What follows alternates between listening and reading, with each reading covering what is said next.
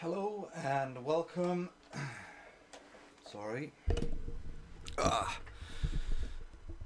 Hello and welcome to a new Impulsive Compulsion episode here at Question the Truth with me, Slisk Lindqvist. Now, I was watching a video about a journalist being hanged for corruption in the earth, and I was like, what is corruption in the earth? And I read about it. Haven't read everything just yet, but it clearly stated one thing that was very interesting for me, at least. Let's see. There. And corruption in the earth, and there was this all forms of idolatry.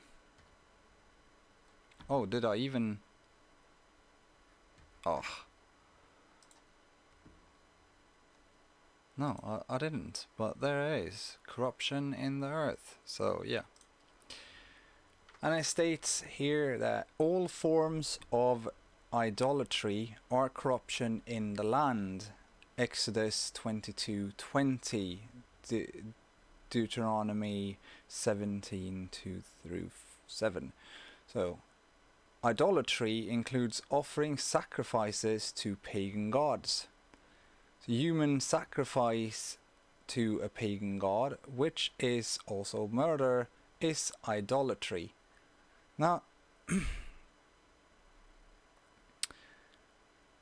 this is a strange way. Well, it's not really that strange. Pagan gods is well, sacrificing life to something that you perceive as a god. It's still murder, which is stated here, which is also murder. But it's idolatry. Now, from my perspective,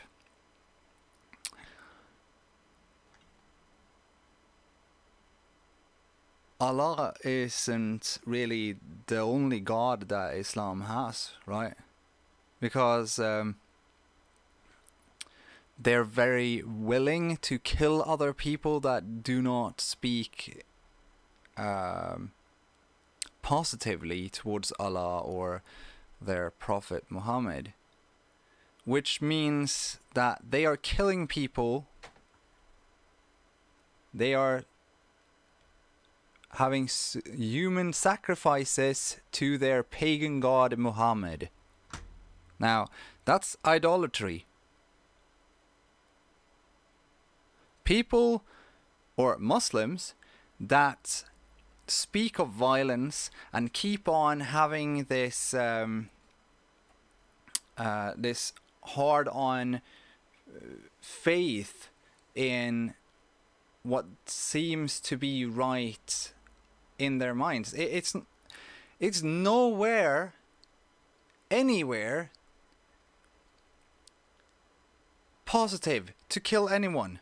I don't care if it's a person who has killed another person. It doesn't give you the right to become a murderer, because if you like the corruption in the land, it gives you the right to, let's see here, when it comes to the Israel text here, it's for that cause we decreed that for the children of Israel, that whoever killeth a man, well, and Israel is basically everyone on earth.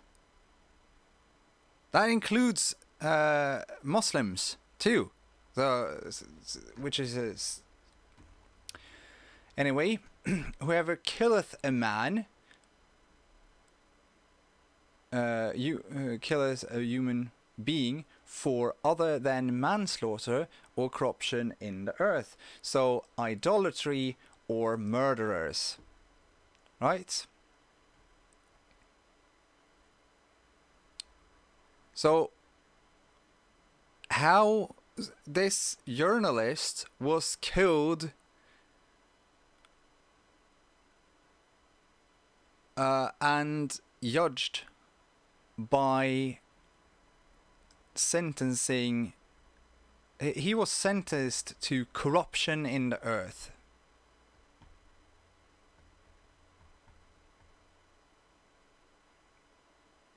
But he's clearly not sacrificing anyone, and he hasn't murdered anyone, but instead he was sacrificed to Allah and Muhammad.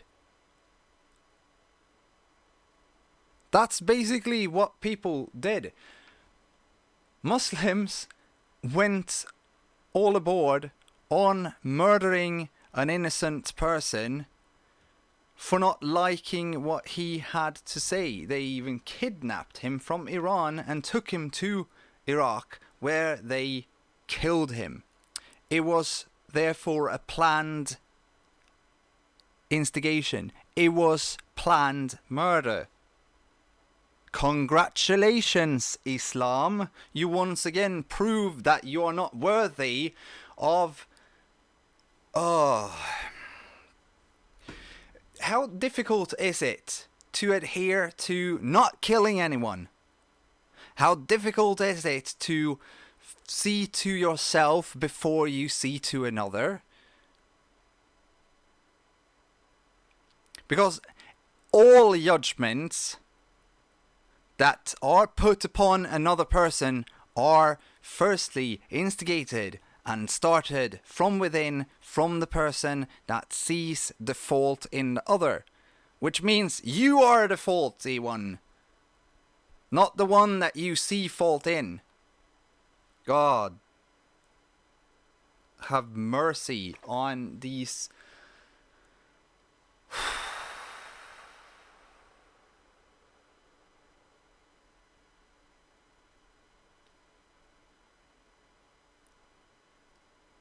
I got angry and I feel the unbalanced body that I have right now. So.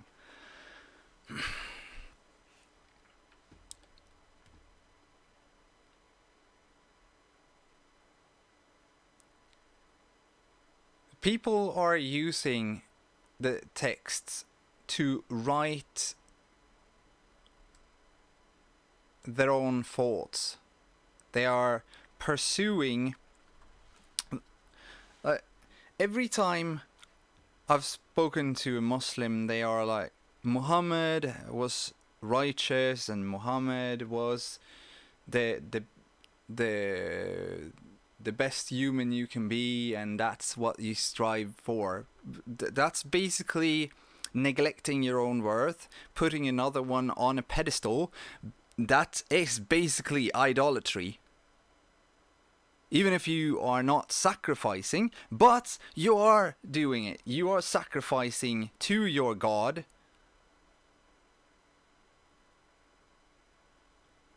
Your God Muhammad. That you have placed a separation from, to instigate Allah as something higher than Muhammad. Yes, life is higher than anything else. You cannot be life, you can only be part of life.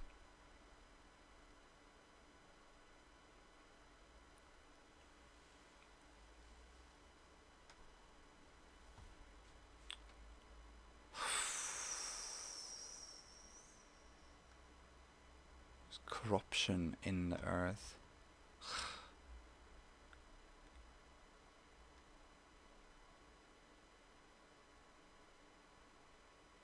Small-minded fools.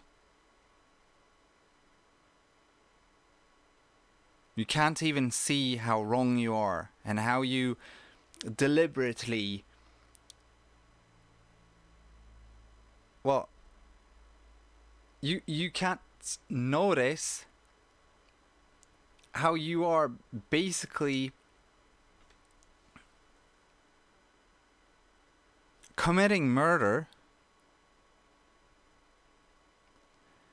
and using a text created by the wisdom of one man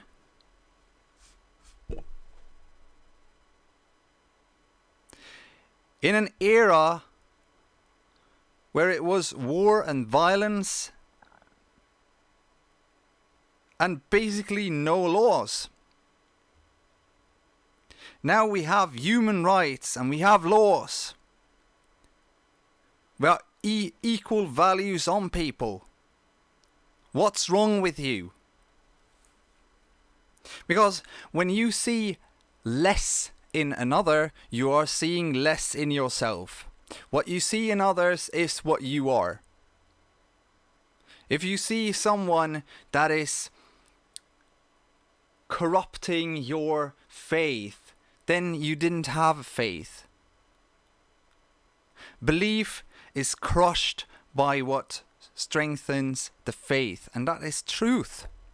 Truth will always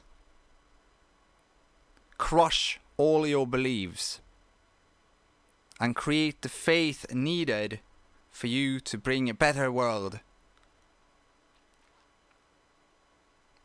And what are you doing? You're basically going from your value system and you take the parts that are of your bias to promote murder and idolatry.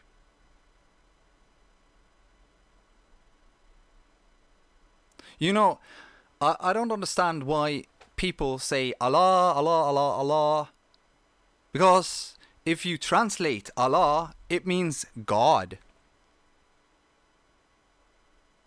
The same God that Christianity is talking about. It's the same God that the Torah is speaking of, which is the Old Testament and the New Testament. And we have the Quran, which is more or less the writings of a warlord in a time of crisis. He was righteous and he did what was needed, but it is not needed in this time and age because we are elevating. We are seeing and we are getting better insights. We are communicating on a larger scale. We are communicating globally. Yet, these old standards is what people find as acceptable. But all you are doing is going against what you are taught. Do not kill. Is it so damn difficult? And then, upon all of this, you think that humans are better than anything on this earth because we can communicate. But if you have ever listened to an animal, you would know that they can communicate. Still, you're slaughtering animals like crazy. No value because you are on the top of the food chain, right?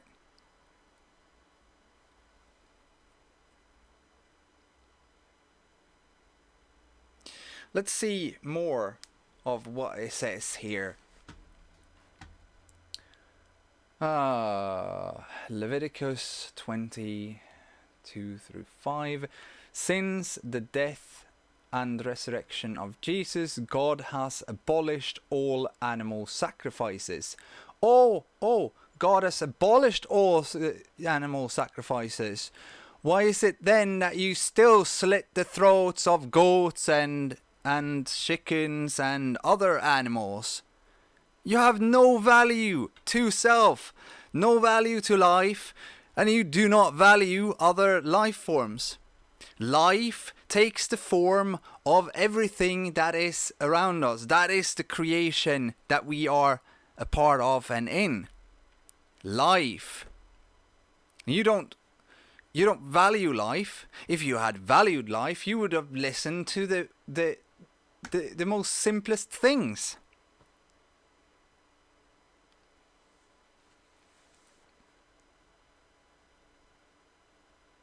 Psalm 39, 6 through 8. LXX. What's LXX? I haven't read the Bible. Daniel 9, 26 and 27. Hebrews 10, 5 through 13. Idolatry includes covetousness and greed. So it's now changed its definition to covetousness, eager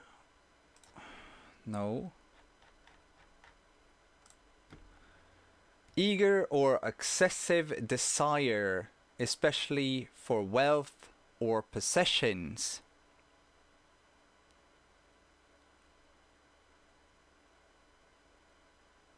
That's basically seeing more value in materialism than life. That's a whole other definition of corruption, but it's part of corruption.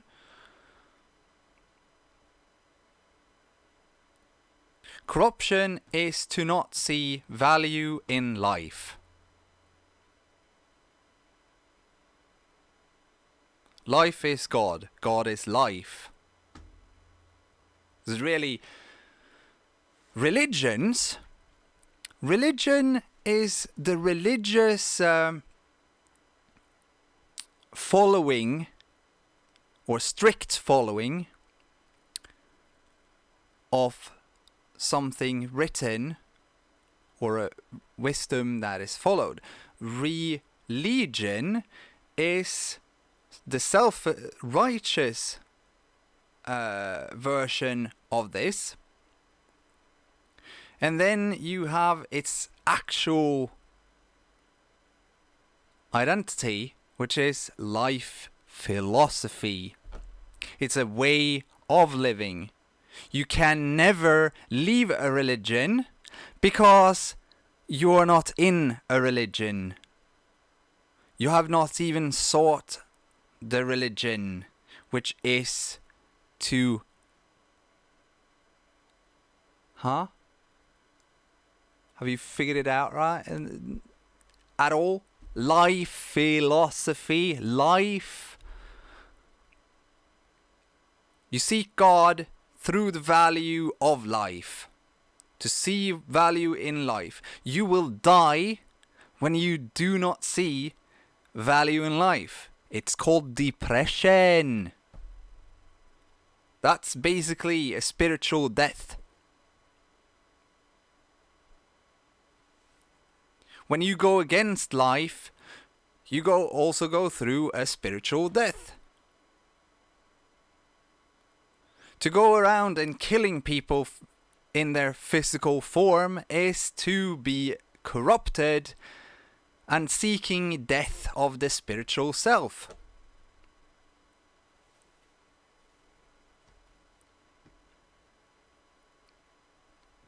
Every Muslim, every Jew, every Christian, every other religion or life philosophies, rather, versions of how you should live to live the fullest and the most appreciative towards life. That's what a life philosophy is. How to teach you how to appreciate what you cannot see, but what is there from your birth till the end of your story, which is life.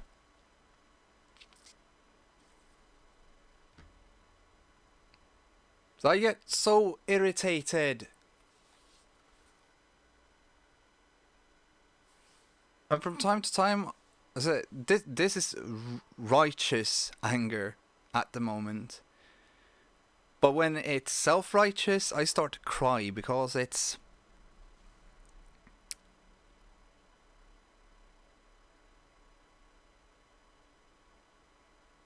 then it's selfish.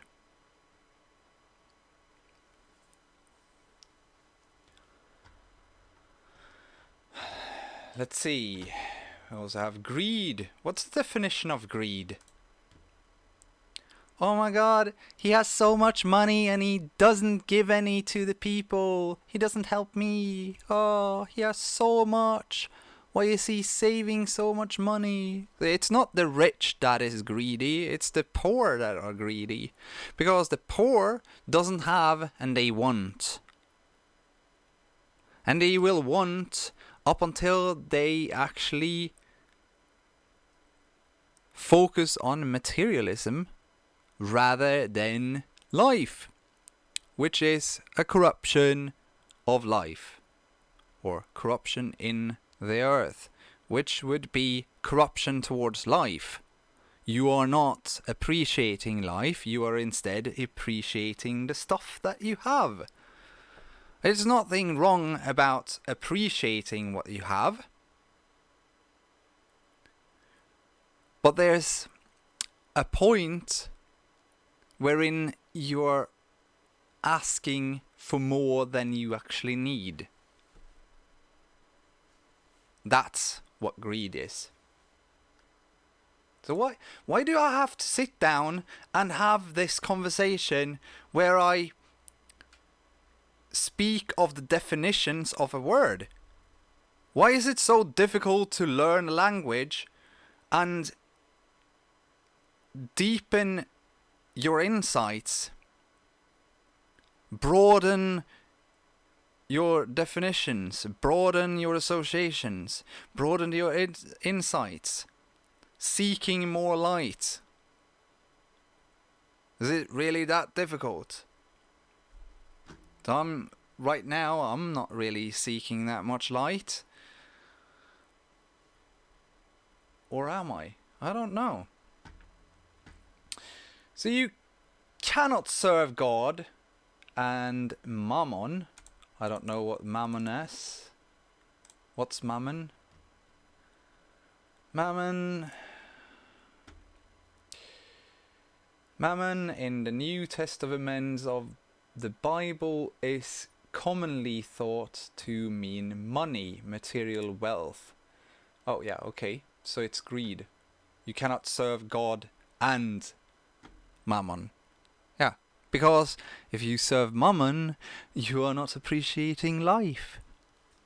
Then you cannot serve life, and you cannot protect life, and you cannot be...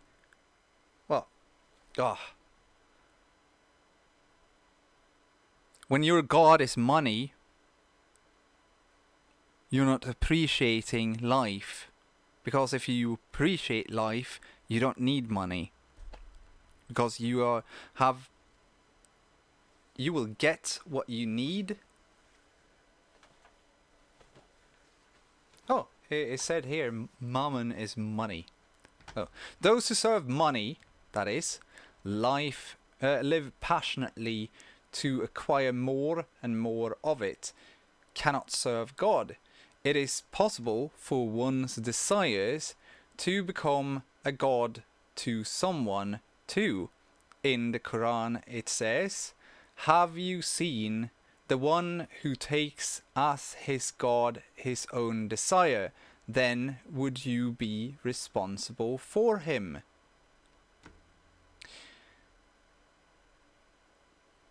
These desires could not only be desires for material things, but also sexual desires. Lust can become a god to someone. Well, it's not that's the definition of... that's the big question, right? What is and isn't a god in someone's eyes? It's the selfishness or it's the selflessness. I prefer the selflessness, but it's nothing wrong with being a part of you selfish. Because you need selfishness in order to create relationships, friendships, and you need selfishness in order to help other people, kind of. You want to be happy, right?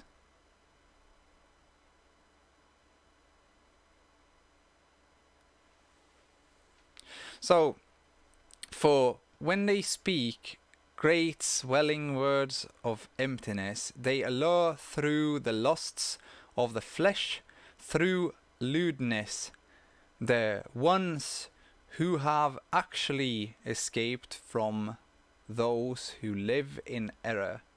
While they promise them liberty, they themselves are slaves of corruption, for by whom a person is overcome, by him also he is brought into bondage. Now, I have a solution for this. In order for our civilization or our in this era, we actually help other people achieve their dreams. It should be equality in that one. We shouldn't be serving other people for our whole lives to give them their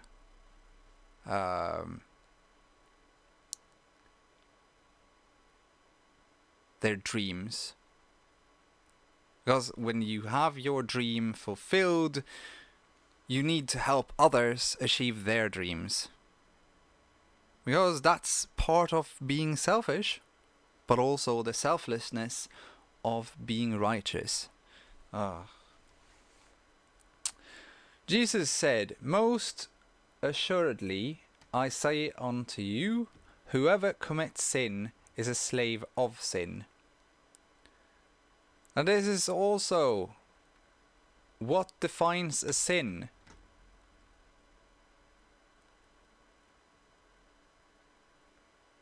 I might be...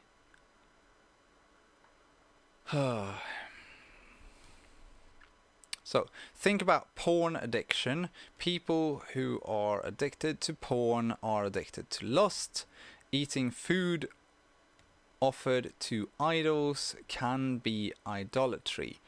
Oh, yeah. So it's in Corinthians and the Quran. Yeah, so porn addiction is a person that is not matured in his or her self-respect. Therefore, they are not respecting others, and they lack values towards themselves and others, and therefore they see others or perceive others as superficial objects for their own amusement. Now, there might be a sin, but it is not really, because it's a person that has not grown into its maturity yet. And that is not that person's fault. It's actually the society that has formed this kind of behavior. And it's not even the society's fault that this has happened, because they have not known about it. You cannot change something that you know nothing of. Well, then we have all the self-righteous people that, "Oh, you are sinning. You should be dead." But you're seeing evil in others where you should see innocence. It's irritating from my perspective. I have this principle that I live by: all life is equal, or it's the core principle: all life is equal, all life is sacred, respect life, and life respect in return.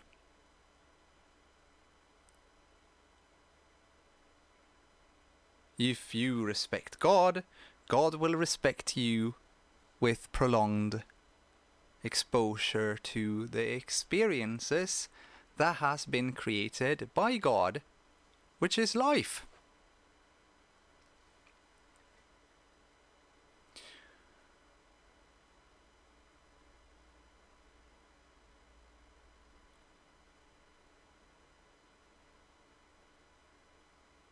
When it comes to the self-righteousness, it's easily brought down by the other principle that I live by, which is I am what I see or seek in others, my true self.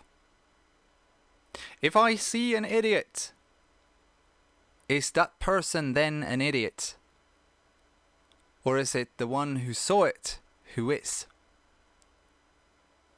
I state that what I see is what I am. Therefore, I should not judge, because I get judged by my self-righteous behavior. I tend to be provocative in this way because I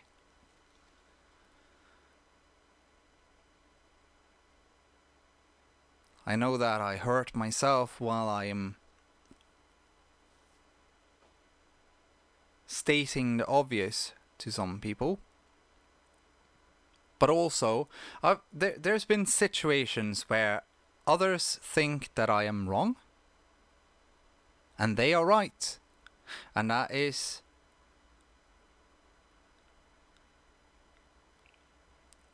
lack of insights or comprehension that states this.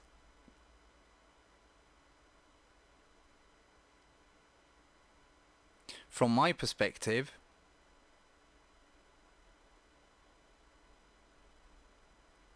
I am as right as the last mistake I made, or as right as the information that I have taken part of is. This, I assume, will be of the same limitations for another person, which from my perspective means that that person is right based on the scope of information that that person have experienced. And the same goes for me. There is no right or wrong in that scenario. It's just both are right, but are limited to the comprehension of their experiences. So we shouldn't judge, because we don't have the right experiences to judge another person rightfully or righteously.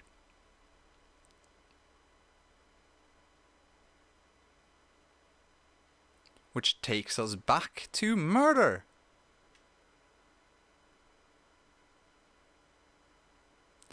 Why would anyone kill a tree that hasn't blossomed yet? Because they do not see value in themselves, therefore no value in life, and then they look upon themselves as, how should I put it, more valuable than those that they kill, because they have no connection to life. Therefore, they are not capable of seeking or seeing value in another person, and that is why they so easily are capable of killing another person.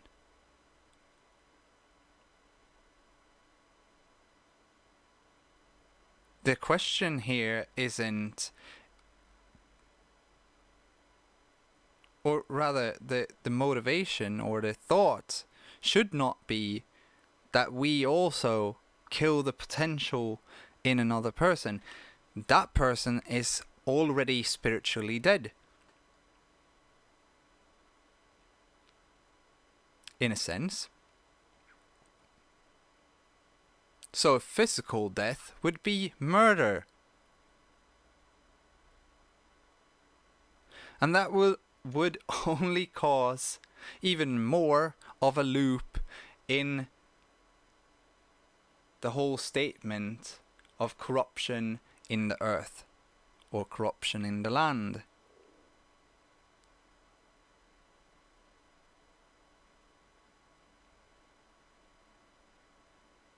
It's better to lock people up until the moment that they see value in themselves, truly, see the errors in their ways,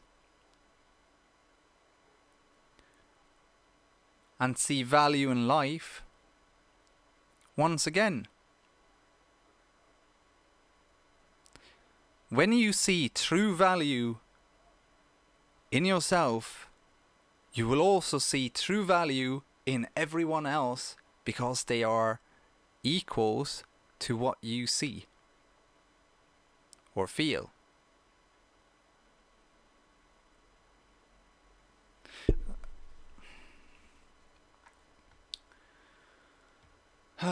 Spreading idolatry is also corruption in the earth.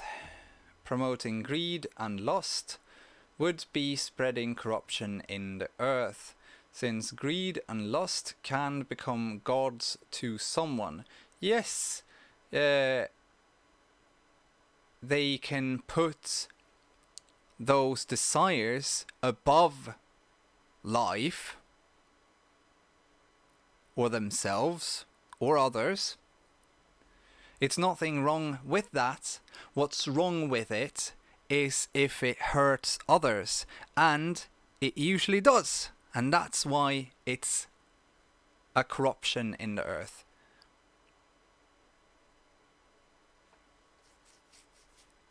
But that corruption can always be healed with proper comprehension of what is and isn't true about their situation and how they view the world.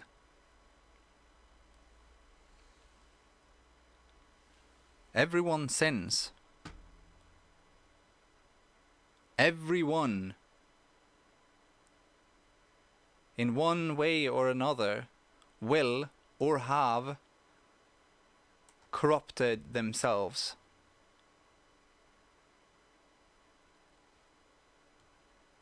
Blasphemy is corruption in the earth. Now, I'm not super good at English, so let's look up blasphemy. The act of insulting or showing contempt or lack of reverence for God.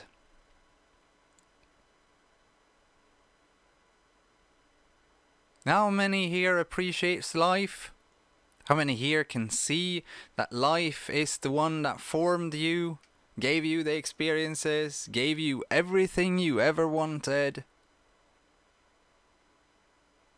took care of you when no one else did, have given you this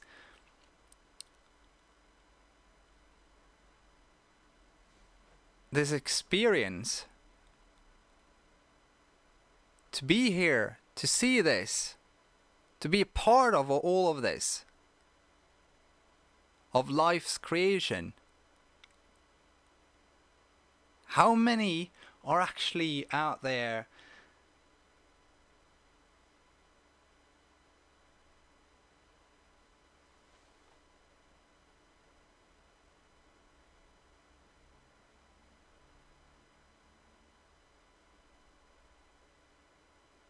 and actually see what has been brought upon by what life has taught people.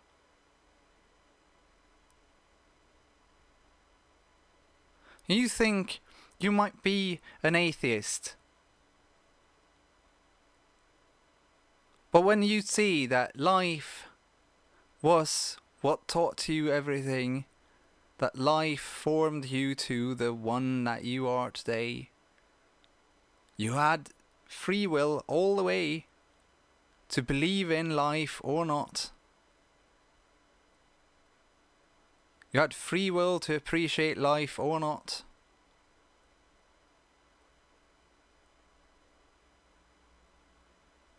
And when we're angry at the experiences that we have in life, that's when we are blasphemous, insulting life, and we are punished accordingly with usually depression.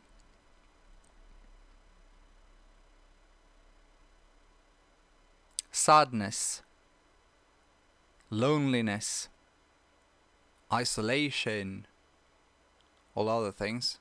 From my standpoint, I've actually chosen by free will to isolate myself. I still appreciate life a whole lot, and the experiences I get, even if it's sometimes questionable, but people still have free will to choose what they see and how they perceive things.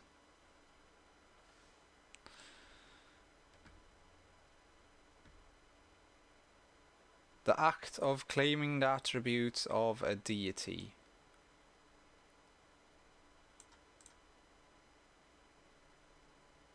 For a mere man to suggest that he was divine could only be viewed as blasphemy, which is one person in 1889 that defined this as blasphemy.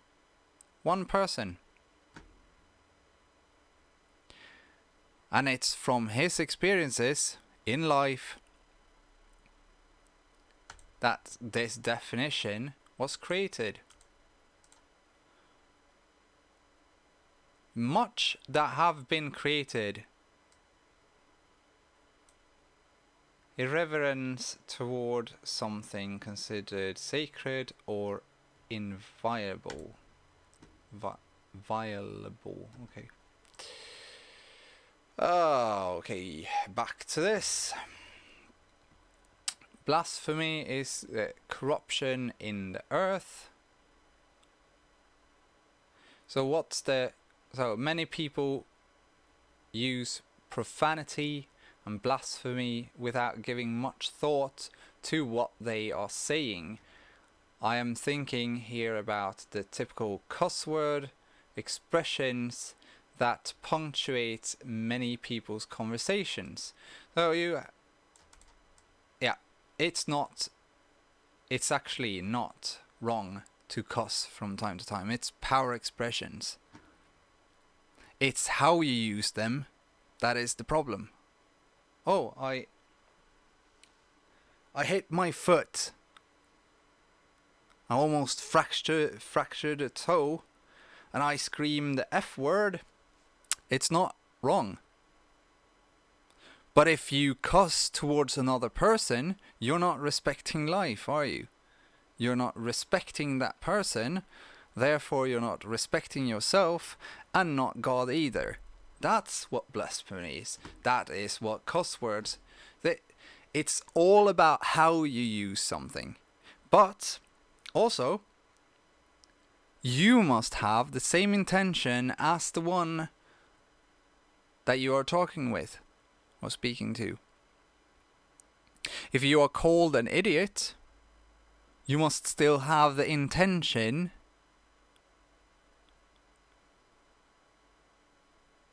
which means you need to associate to that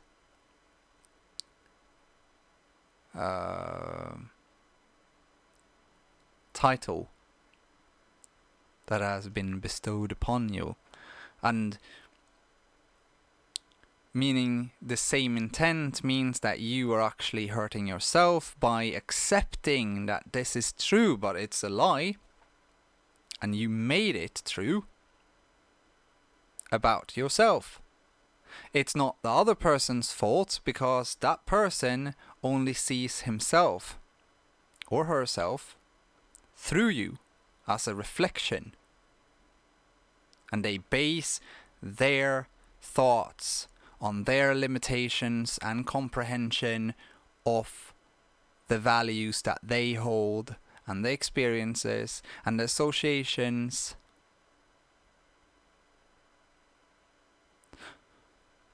When someone calls me an idiot, I just brush it off because I don't have that self-loathing intent. It comes from self-hatred, no value of self. That's what the same intent is, and that is corruption of self, corruption in the land. But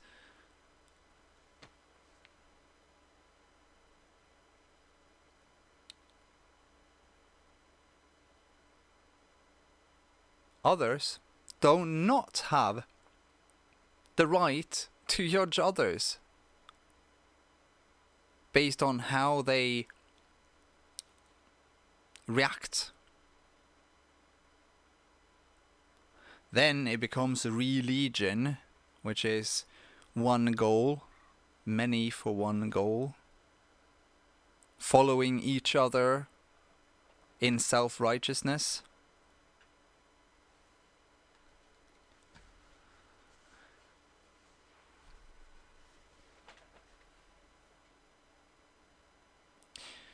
Various sexual sins are corruption in the earth. These include fornication,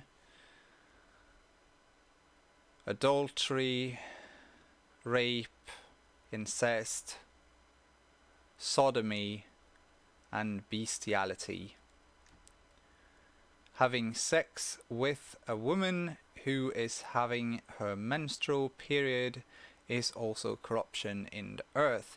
Now, all of this is based on the disgust and sexism of the people that spoke. Well, let's see. Adultery.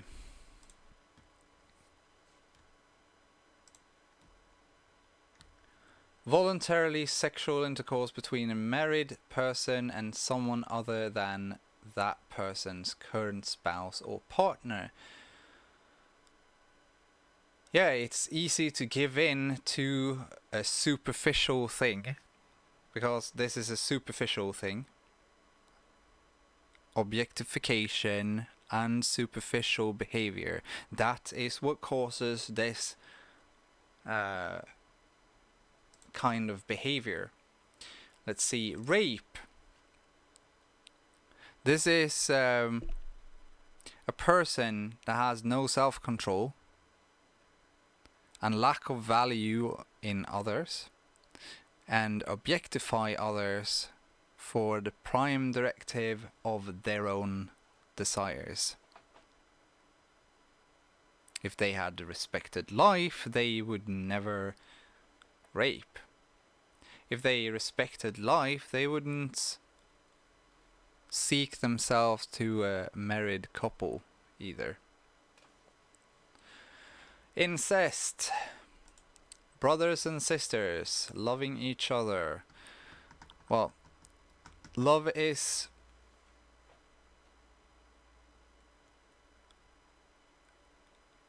morphed in this world. We kind of look upon the superficial and call that love, and the sexual affection towards another person. We also call that love, but it is not. Because love is eternal, while affection is something that comes and goes depending on our desires.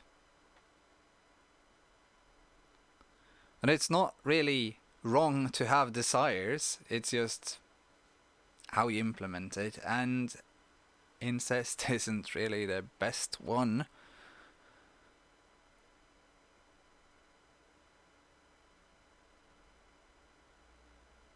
Based on some of the stories, well, based on the flood story, incest wouldn't be wrong, would it? Since incest would be a need for life to occur once again, right? I'm not stating that you should have sex with your brother or sister. It's just that 8 people survived, and then what happened? It must have been incest for 8 billion people to be on Earth.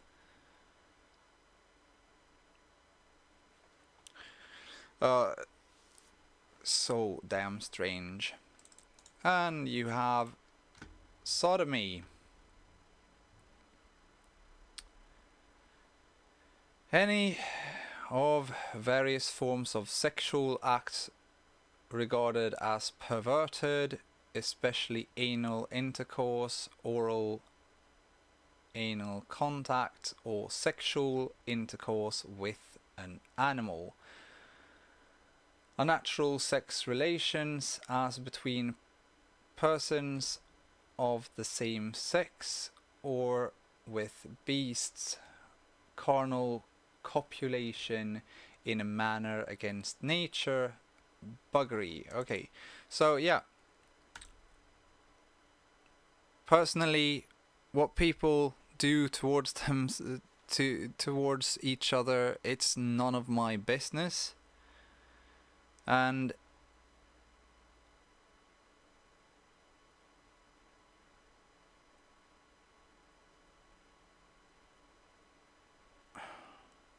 why it's corruption of the earth is because it's not giving life.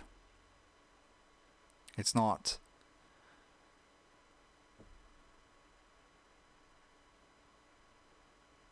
It's not procreating life. Therefore it was or is seen as something wrongfully. Because the seed is supposed to go into an egg. But you know, it's like 7 million sperms in an ejaculation, and only 1 or 2 survives. So even normal sex is like killing off the herd. It's not like, yeah. I do understand why it's like this. And then we have bestiality. It's not going to, well, you have the tiger and the lion, which becomes a liger. But you can't make, and you have the horse and the donkey thing that becomes the mule. And you have, you can't really have an elephant go have sex with a rhino, because it will not create life, it will just create some deformity if life would to occur in any way. Probably not. So it would be a corruption.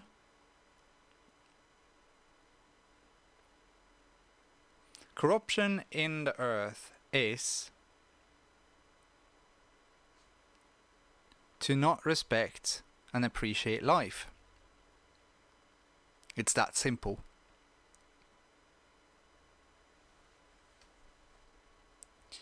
But this about menstrual period, that's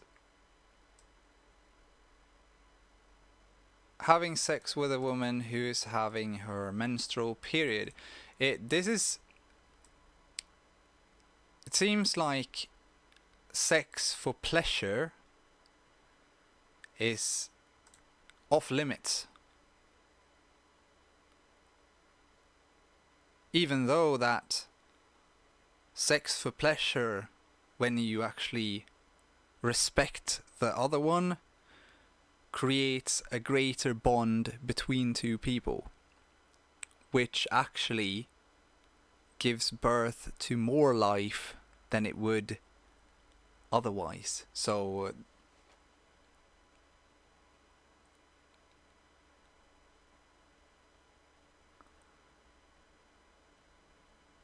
and when you have when women have the menstrual period, they are,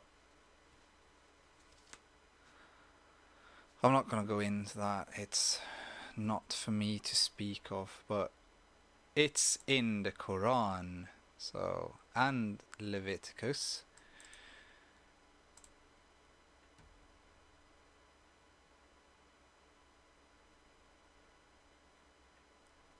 Since there is no active egg, sex would not procreate life.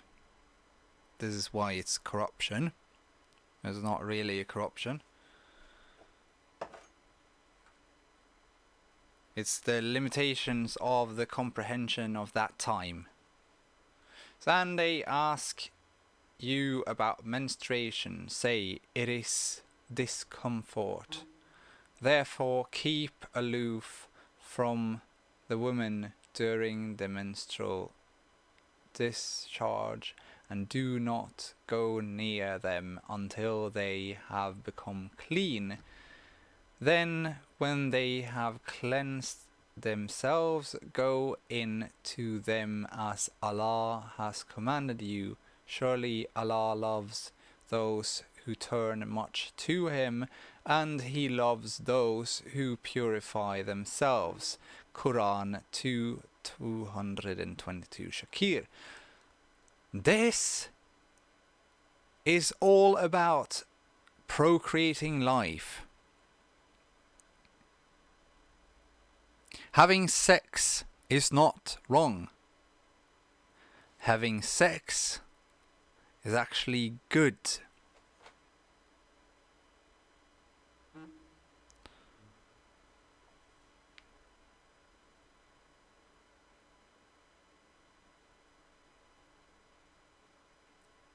Scientifically speaking, it's very good for the happiness of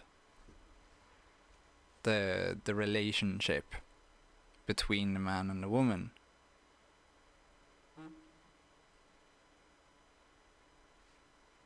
And we live in a modern age where we know more about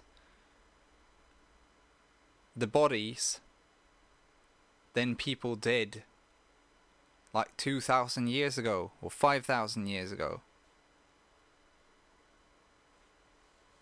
Even though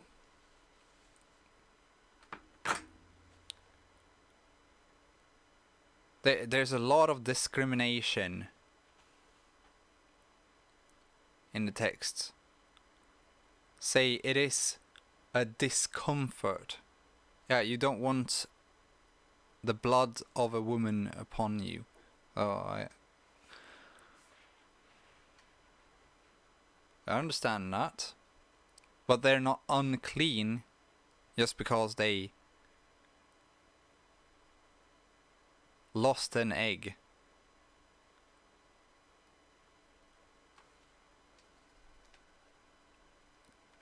That is the words of someone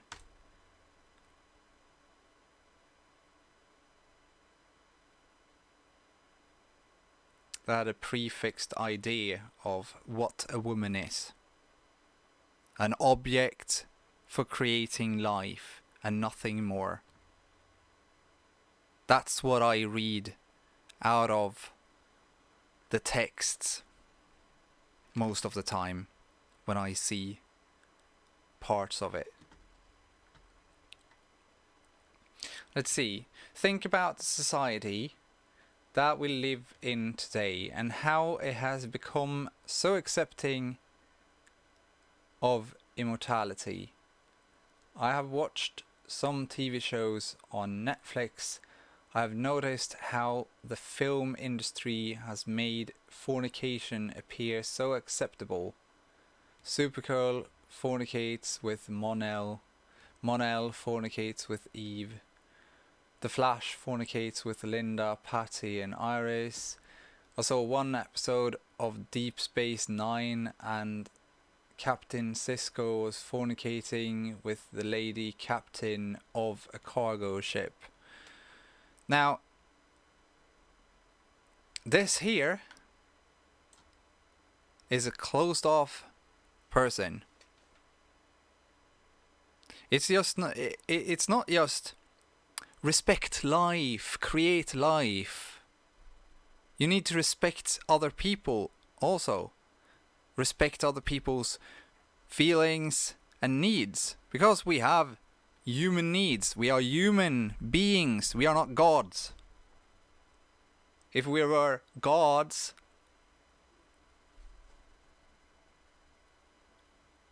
we would probably not even give a shit. This is self-righteousness that is written here. I have no problems with people having sex or kissing in films and movies, because it needs to be more accepting in my idea. Because this is how we seed sexual desire so that life can be created. In the Western world, it's become kind of... how should I put it? Corrupted.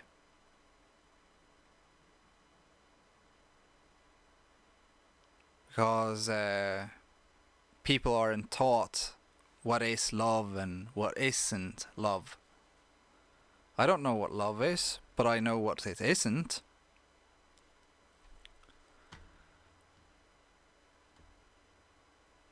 Fornication is superficial, but it's not wrong. Because usually birds of the same feather flock together, meaning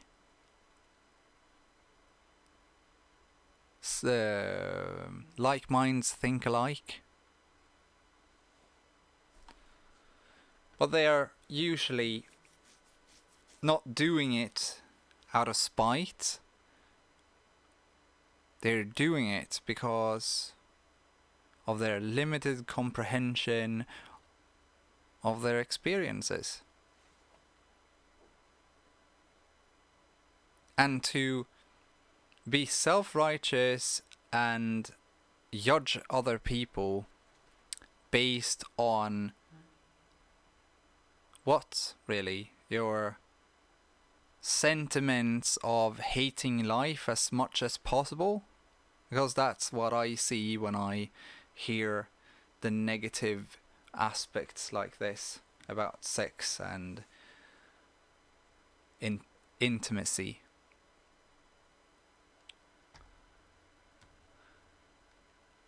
This practice of fornication has become so acceptable that many men and women today live with each other outside of wedlock. They even attend church together. Yeah, and that's not wrong. It's called evolution and elevating the... It's elevating the social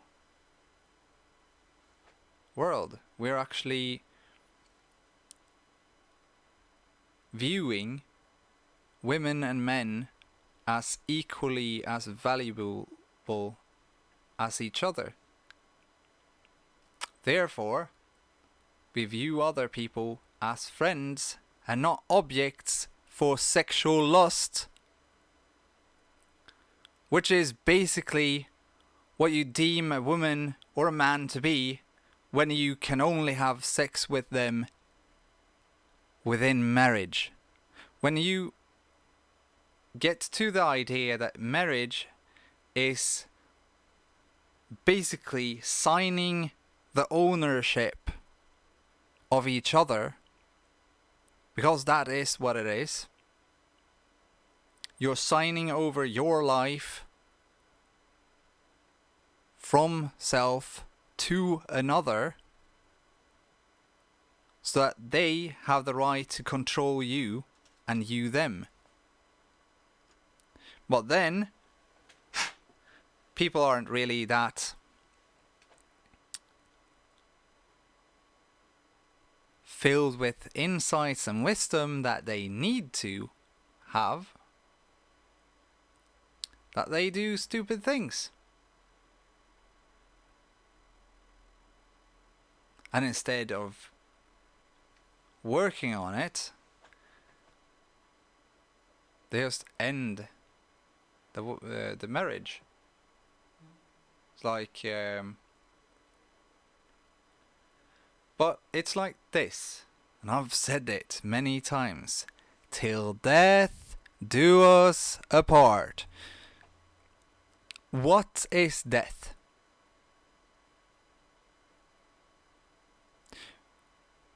Is it when it comes to marriage, it's the physical death. But it's a spiritual death usually comes before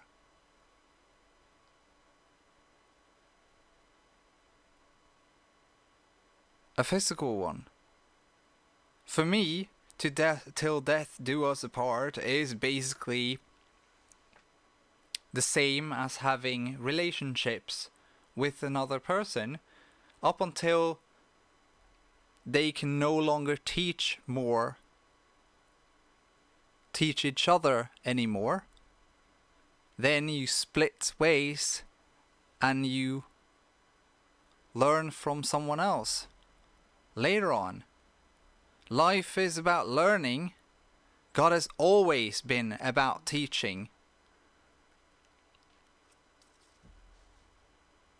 I actually need to have people that can have decent questions to put onto me so I can answer them, because it's difficult to just speak of it. Like, yeah. Fortune telling and sorcery are corruption in the earth. Ugh, this is really... You're telling a person. Sorcery is... Oh.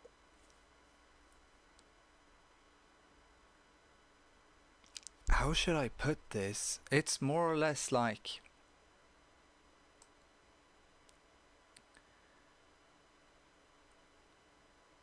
You don't have, and no one else has, the right to state what is right or wrong for another person, but those people should know that what they believe in is an egocentric lie that they keep telling themselves in order to have a better life.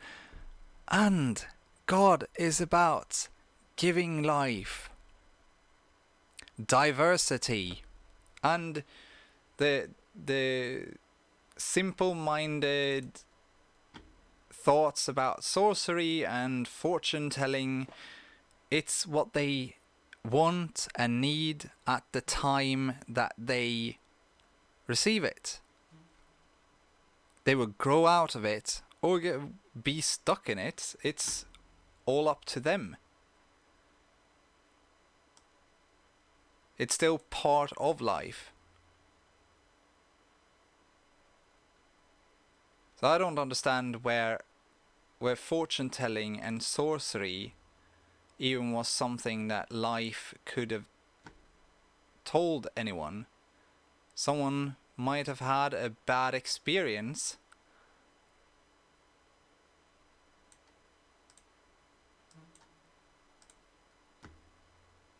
and then from their wisdom created this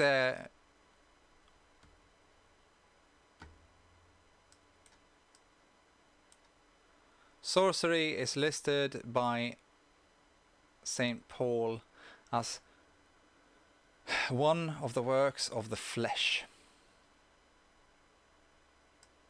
It's a limitation of comprehension. It's not, you know, if you believe in something, you believe in it. Nothing around you will state that what you're doing is wrong, up until the moment that you come to the conclusion and get more comprehension surrounding what you are doing as something that is wrong. Before that, you're all only acting upon the limitations of your consciousness.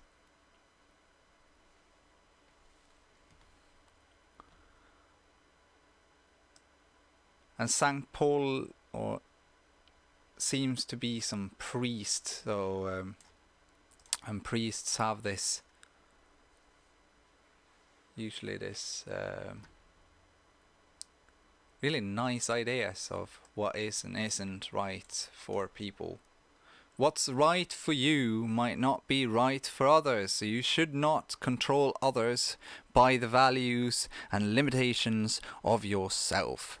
You should not tell others what is and isn't possible either, because that is based on your limitations of your closed-off mind.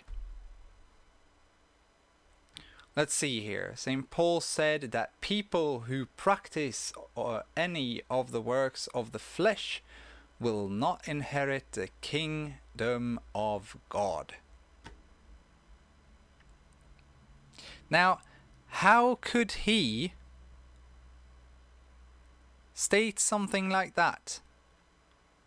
Where did he get the idea to limit who and who cannot be part of the kingdom of life?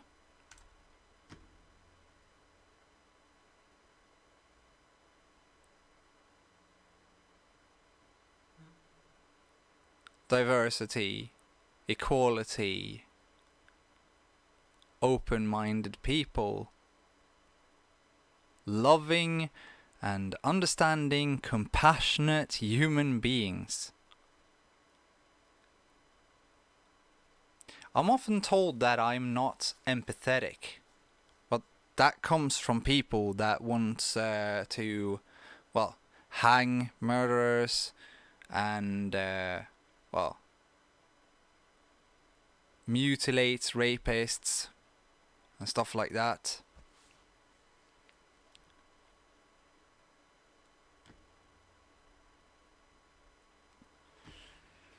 The Quran says, "O ye who believe, strong drink and games of chance and idols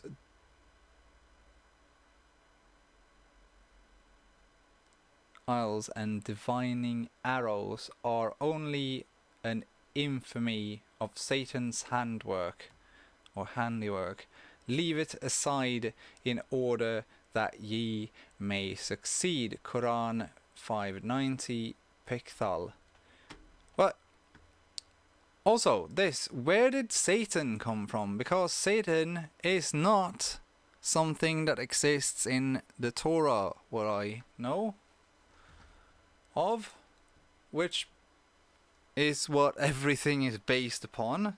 the test, the old test of amends. Let's see, Satan,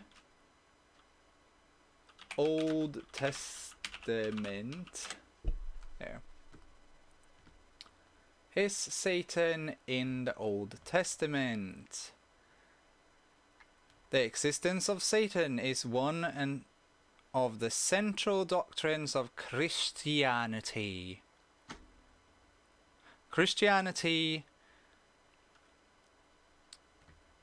So,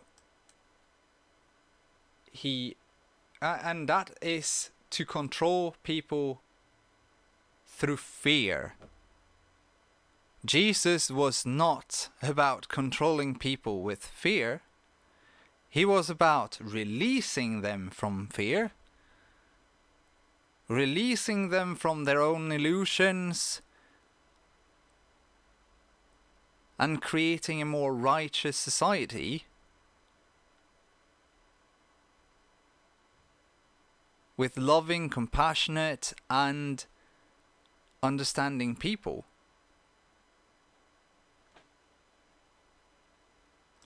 Christians, though, the people that base their doctrine upon parts of Jesus and then have added to it a whole lot, they talk about Satan and the devil and hell. And I don't understand the whole thing either. So, hell, where did that idea come from? I prefer when it's warm outside. Hell, in my opinion, would be a cold, dark, lonely place. So why is it set ablaze with a monster that wants to turn you into a piece of barbecue? It's scare tactics for the simple-minded, so they can be controlled by those that don't get controlled by their own fear. If you are led by fear, you will live in fear. And you will be doing things that you did not think you were capable of. You will be corrupted from top to toe. So, what about the Old Testament, though? Does Satan appear there as well? Most Christians, and frankly most people, would assume that Satan is just as present in the Old Testament as he is in the New Testament. After all, Satan was the cunning snake in the apple tree in Eden, right? Wrong. Satan, as an individual, does not actually appear until the New Testament. In Genesis, the serpent is actually nothing but a particularly clever snake. It is not introduced as any sort of immortal being, but as the most clever of all the beasts of the field. The infamous serpent was really just a snake. And they are venomous, poisonous. Snakes have poison. If they bite you, you might die if it's a poisonous, venomous snake. So you should not be so carefree around snakes.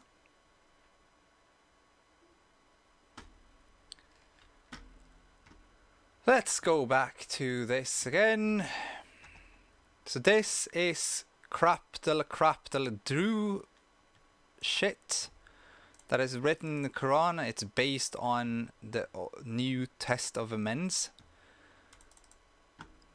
because the Quran came after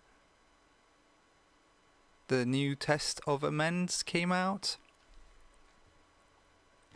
how old is the Quran? Like 1700 years. The Bible is about 2000 years, and then you have the Old Testament. It's 5000 years old, or more, or less. The occult flourishes so much in Western society. People play with Ouija boards. What Ouija boards? Ah. How should I put this? Subconsciously, people do things and they are controlled by their fears. So if you are a scaredy cat, your subconscious will give you subliminal messages through this, with the acts of subconsciously controlling your muscles and moving the freaking glass around, or the other things. It's fear. It's controlled by fear. If you have fear, then it's dangerous, because fear creates things that should not be there. Most things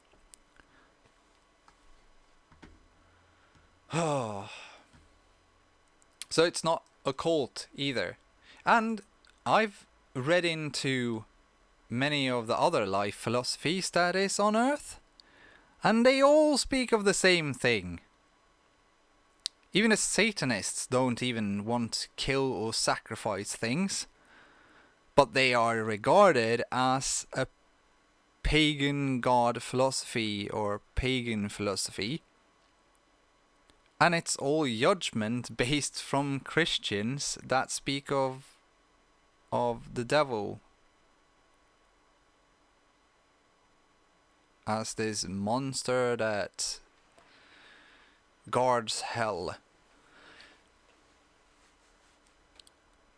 You know, I've stated that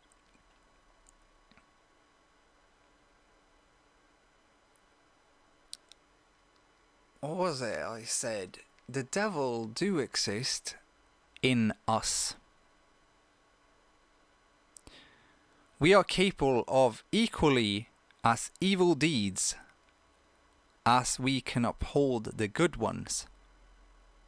It's our principles that control if we follow the bad or the good intentions that we might have.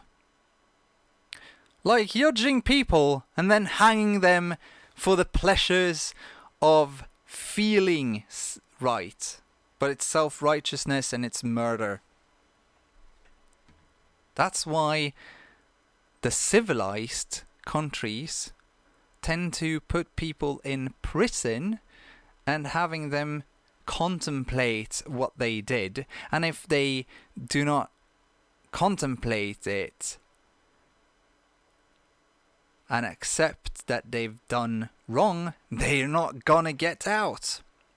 But we have some humane human rights thingy that, well,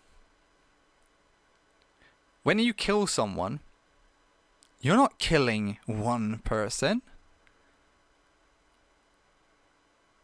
You are killing potential in the thousands. You're killing off a whole tree of potential when you do not see value in one person and you kill that one. And the one that you do not see value in is yourself. And because you do not see value in yourself, you see the right to kill others because you can't see value in them either.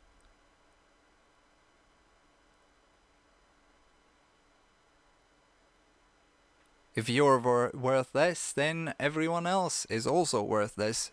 Meaning you are disrespecting life. You're corrupted to the core, which is corrupted in the earth. Oh. Giving up one's children to serve a political leader is corruption in the earth. Giving up one's children to serve a political leader is corruption in the earth. What?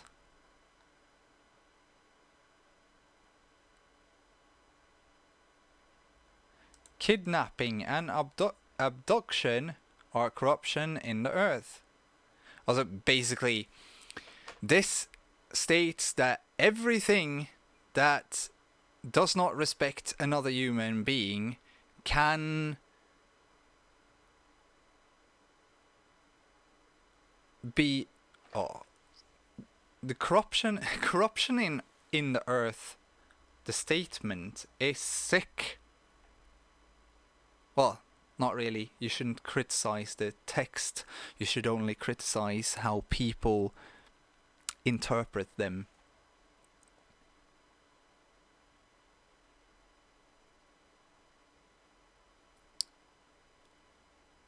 The text speaks truth. It's how they are interpreted that creates the lie or follows the righteous path. You shall not kill. Yet, oh my god, he raped someone. Let's kill him. That mentality to want to kill someone for not behaving as you do means you are corrupted. But you cannot see it. You can't comprehend it. Up until the moment that you actually do comprehend it. And that is when your world turns upside down and everything becomes an illusion.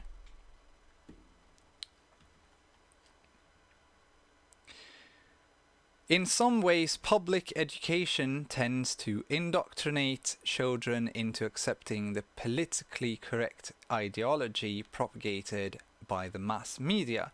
The mass media often teaches that what has been deemed historically morally right is now morally wrong, and what is morally wrong is now morally right in a way.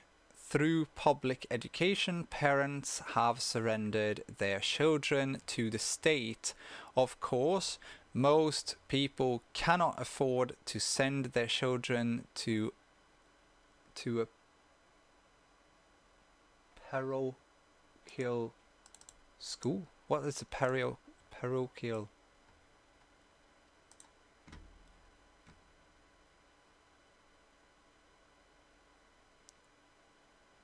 Of or relating to a church parish. Okay. Yeah, okay. You want to indoctrinate.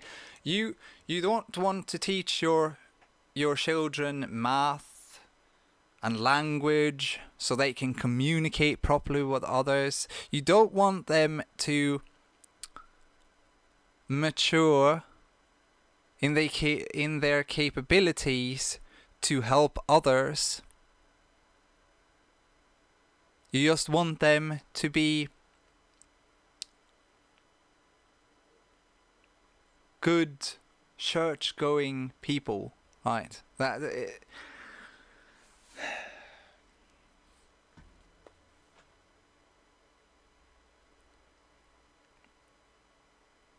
Churches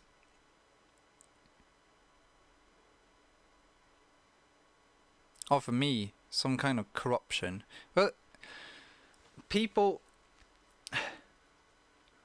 you can't see wrong in something that you can't comprehend. You can't comprehend what you don't know, rather. Well, so this is a reality that many must continue to live with. Well, if you send your children to a dictatorship, which a life philosophy could become, then you're sending them to their doom and death Because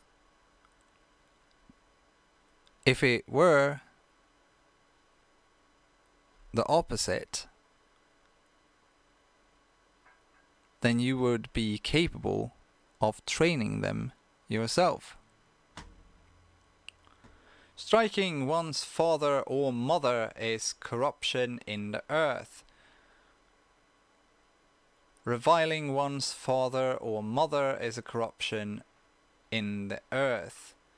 Refusing to obey one's father or mother is corruption in the earth. This here,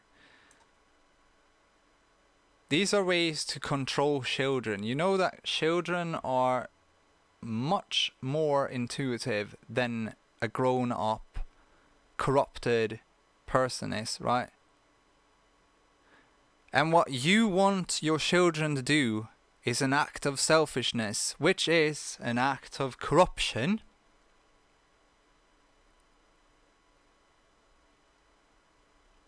Yet you see no wrong in it.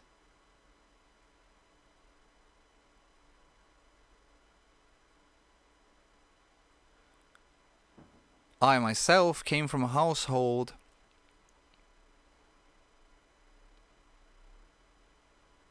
where I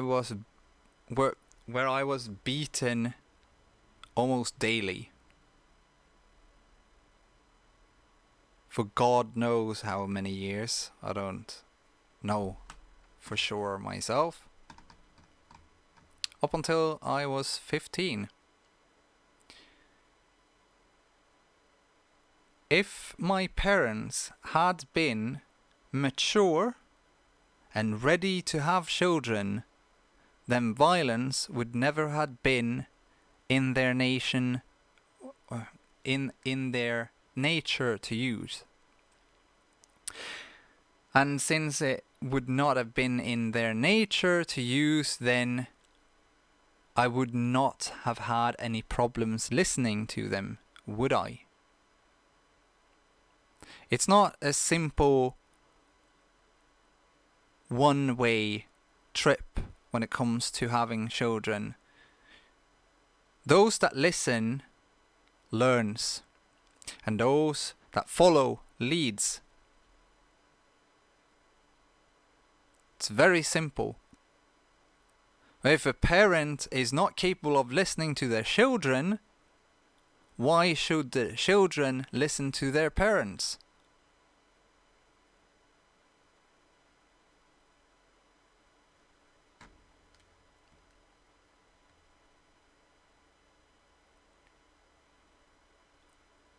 All life is equal. So all life should be respected.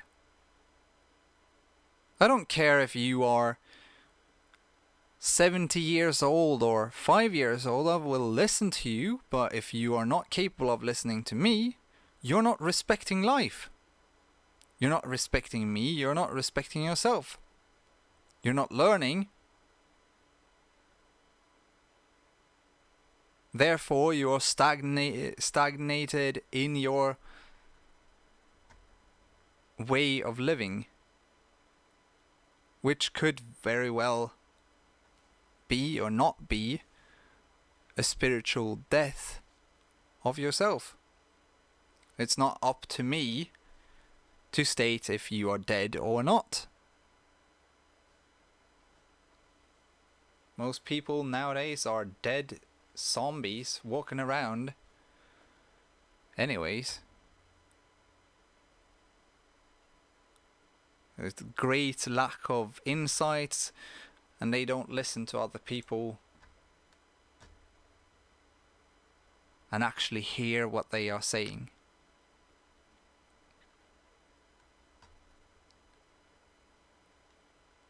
There's always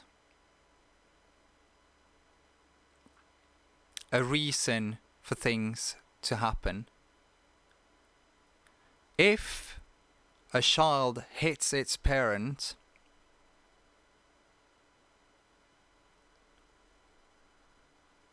then the question should be why, not it's wrong.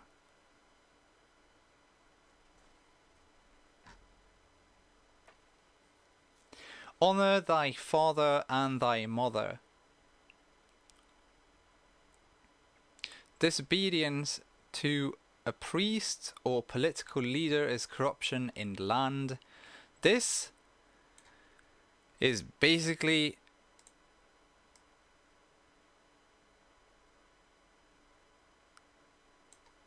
putting yourself upon a pedestal.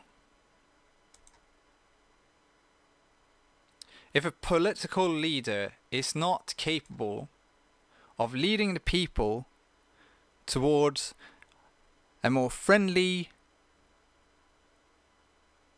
and united nation,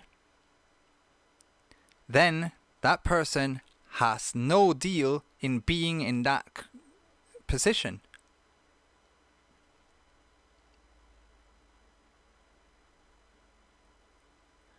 And when it comes to a priest, well, priests nowadays don't really know what God is. They have this picture of God that they have painted up.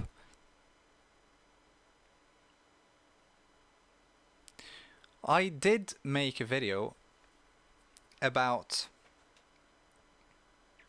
I need to search the word because, let's see.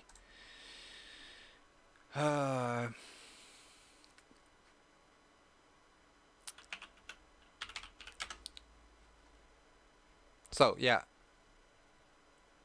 Picture, image, representation of something. Let's see, image... Liknelse, parable, image. Yeah, okay. For me to state that God is life is not to bring about an image of how life looks like. Since life is in everything that exists, it takes upon itself each and every form that exists.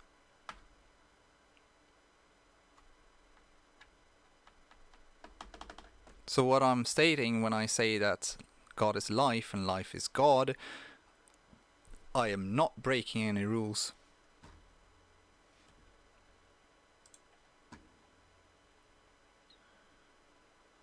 The messenger believeth in that which hath been revealed unto him from his Lord, and so do believers. Each one believeth in Allah and his angels and his scriptures and his messengers. We make no distinction between any of his messengers, and they say, we hear and we obey. Grant us thy forgiveness, our Lord. Unto thee is the yearning. The first generation Muslims and Muhammad obeyed the commandments given by the messengers in the Bible. Disobeying the non-abrogated commandments in the Bible is working corruption in the earth. Jesus is the high priest after the order of Melchizedek. Sorry for the mispronunciation. Melchizedek.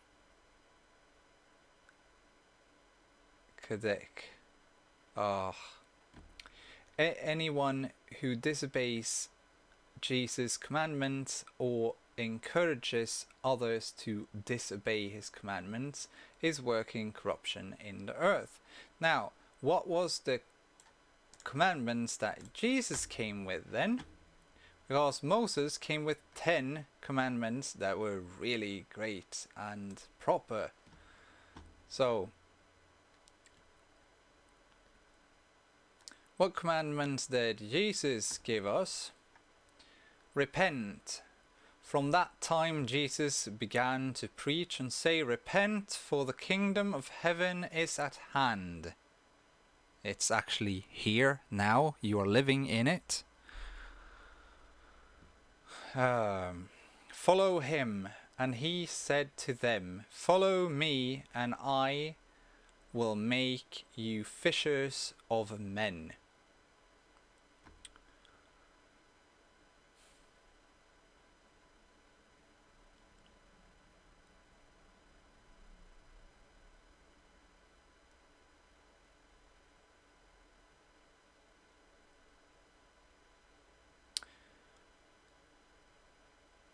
This should be easy, but it's not really. Follow me, and I will make you fishers of men.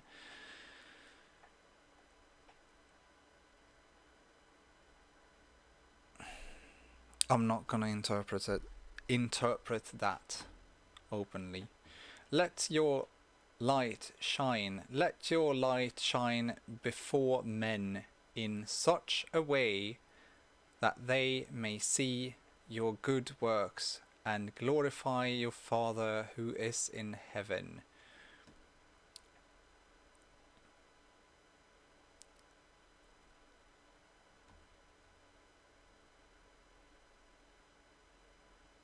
Isn't he stating that you should be proud of your own works? Oh. Be reconciled. Therefore, if you are presenting your offering at the altar, and there remember that your brother has something against you, leave your offering there before the altar and go first be reconciled to your brother, and then come and present your offering. Offering towards whom?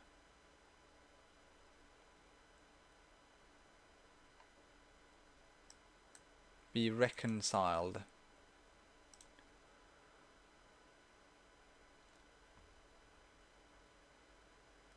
Don't lust. You have heard that it was said, you shall not commit adultery. But I say to you that everyone who looks at a woman with lust for her has already committed adultery with her in his heart. If your right eye makes you stumble, tear it out and throw it from you, for it is better for you to lose one of the parts of your body than for your whole body to be thrown into hell. So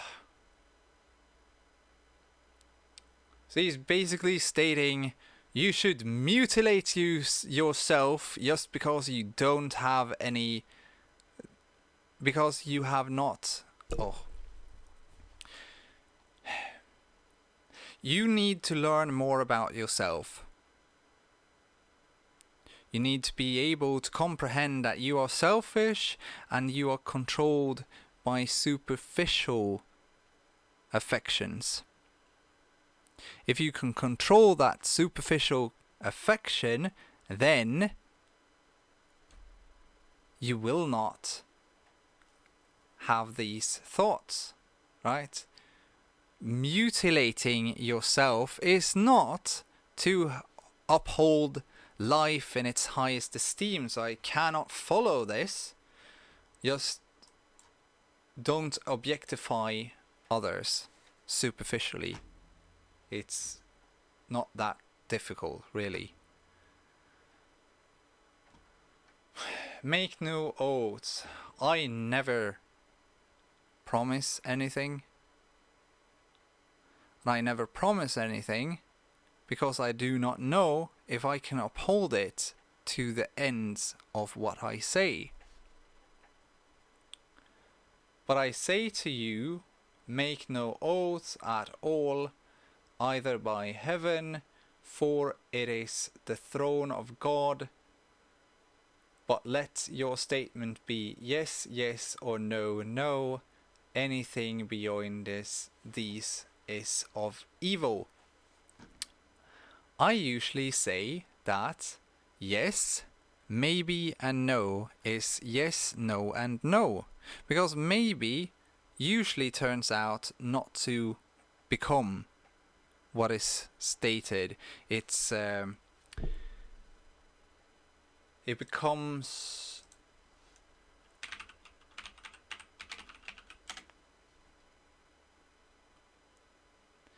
it creates hopes that if the maybe is a yes, makes you glad. If the maybe becomes a no, it crushes your hopes and you get disappointed. It's really easy. Be straightforward, say yes or no. It's not that difficult. It shouldn't be that difficult. Where are the... Let's see. No.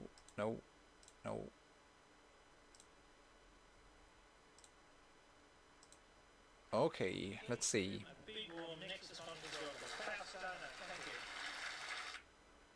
To state that anything beyond these is evil is a bit too much, because it all has to do with your own expectations of what is going to happen when someone says maybe. It's not their fault that you have the expectations that they will come, but in respect and regard to the other, you shouldn't say yes or you should say yes or no instead of maybe or upright saying yes and not doing it, which is giving hopes. You should not give hope to another person if you do not truly mean it. Oh. And it's not evil, because people aren't inherently evil, they are selfish, and selfishness is not evil, it's just lack of compassion towards others and value of self to see in others. It's not evil. Don't resist evil with evil. But I say to you, do not resist an evil person, but whoever slaps you on the right cheek, turn the other to him also. If anyone wants to sue you and take your shirt, let him have your coat also. Whoever forces you to go 1 mile, go with him 2. Give to him who asks of you, and do not turn away from him who wants to borrow from you. So from my point of view, there's a lot of people that state that, well, I'm very provocative, but what I say isn't, I am not provocative. Your interpretation and assessment of what I am saying becomes provocative because of your expectations of what you want to hear or how your limits are. Sometimes some people take what is said and they escalate it into something else, and they try to be spiteful, but it's to turn on them for their lack of comprehension wouldn't be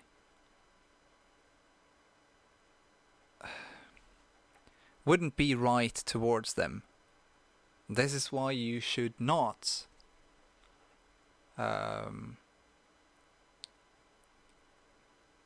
you shouldn't treat them with what they give you.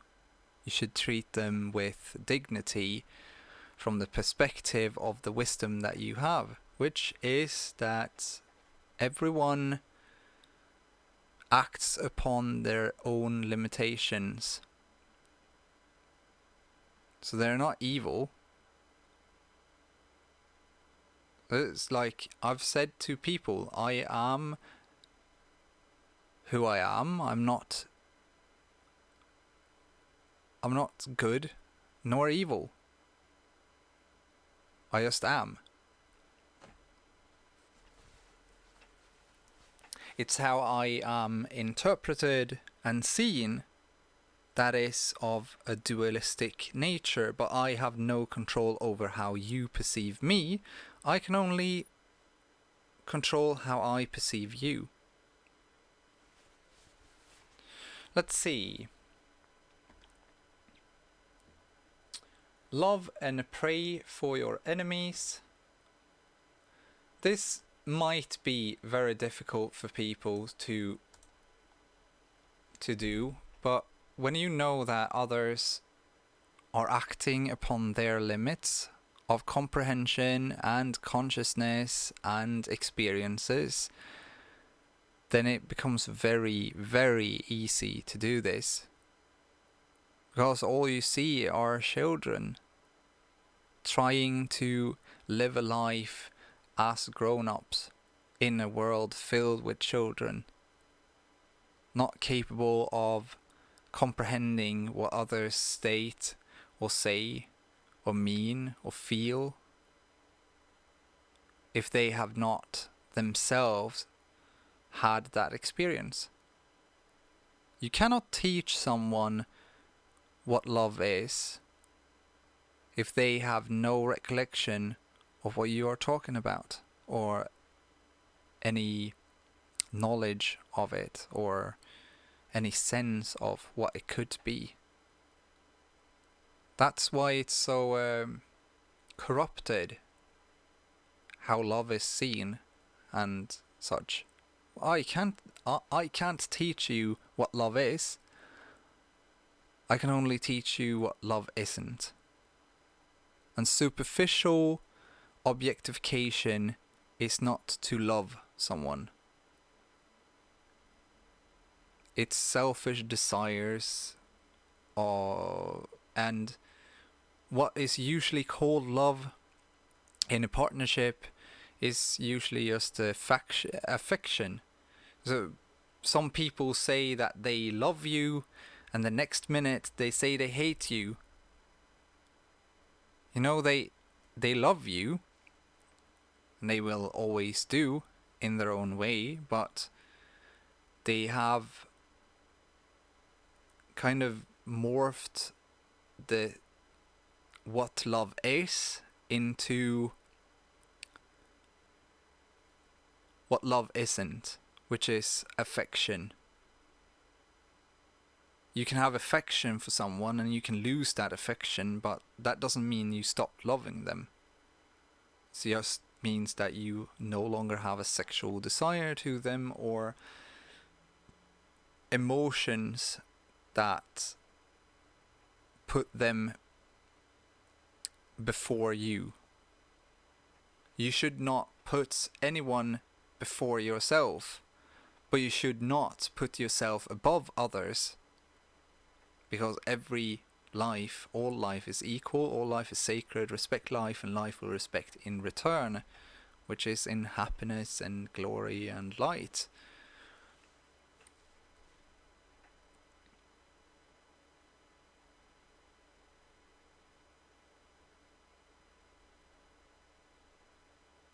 To be able to forgive someone that you have judged to be, how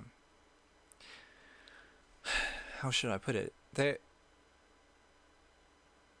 are only victims in the world. Only victims. Victims of their own limitations. A lot of people are lost They don't really know how to handle things.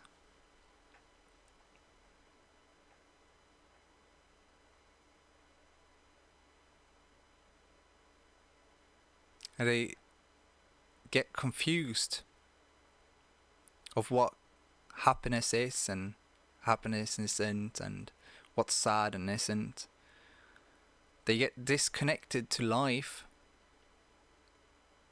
to God, and can't see the value in themselves. They can't see value in others. They just don't see a value in life at all. It's just sad. And that's why I can love even the wickedest, the most despicable people seen from a dualistic point of view.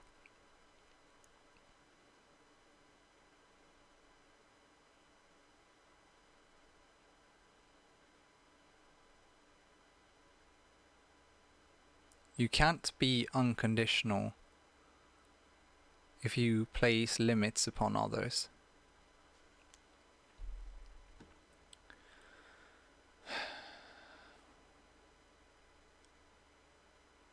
Be perfect.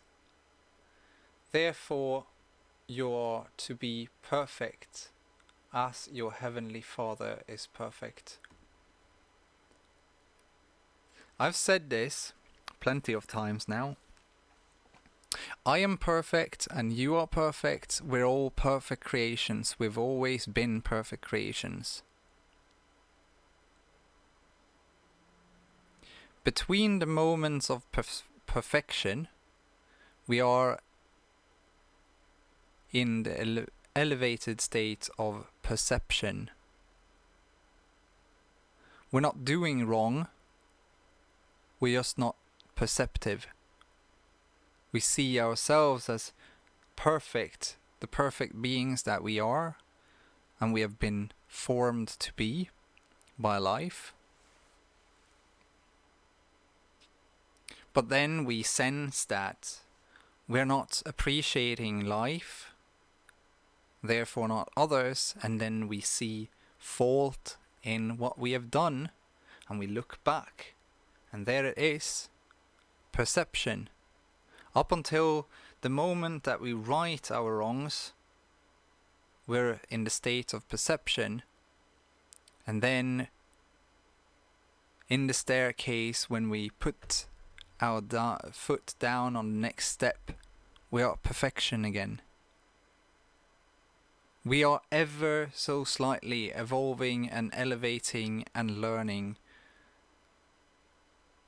What was wrong yesterday, what was wrong today might have been right yesterday.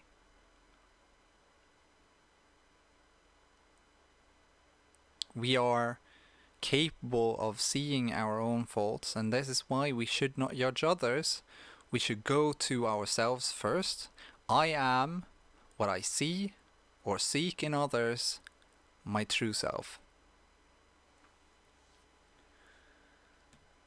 Do not judge, so that you will not be judged. I am what I see or seek in others, my true self. Oh, awesome. Seek God's kingdom first. But seek first his kingdom and his righteousness, and all these things will be added to you. If you can find life and be part of life and give out the appreciation for life that builds the appreciation for life in others, then you are indeed in his kingdom, and you will find righteousness through that. Don't give what is holy to dogs. Do not give what is holy, First off, holy means unique.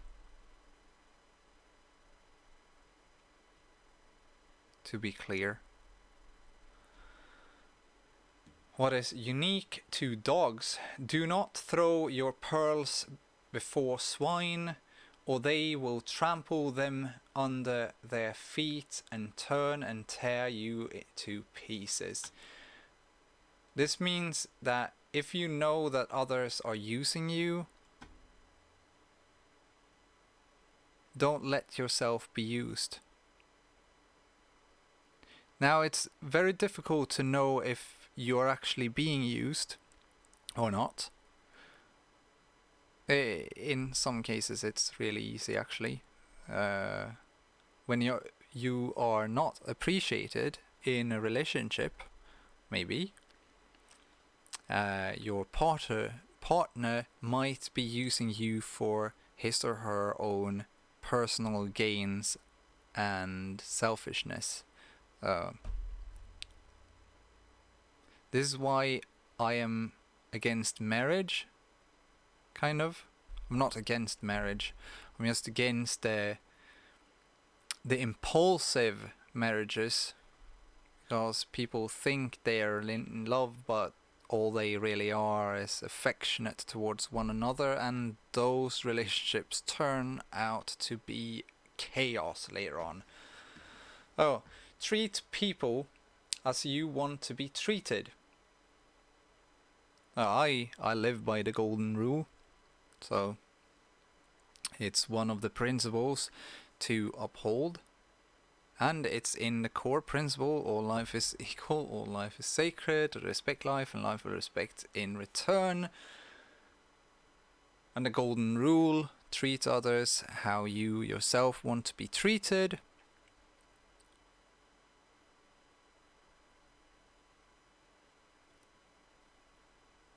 It can be a bit difficult for some to live by this, especially when you do not know how to respect yourself. Because if you cannot respect yourself, you are not capable of respecting others.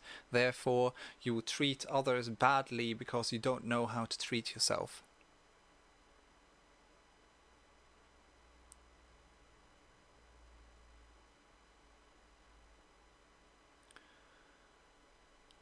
Just be honest towards yourself.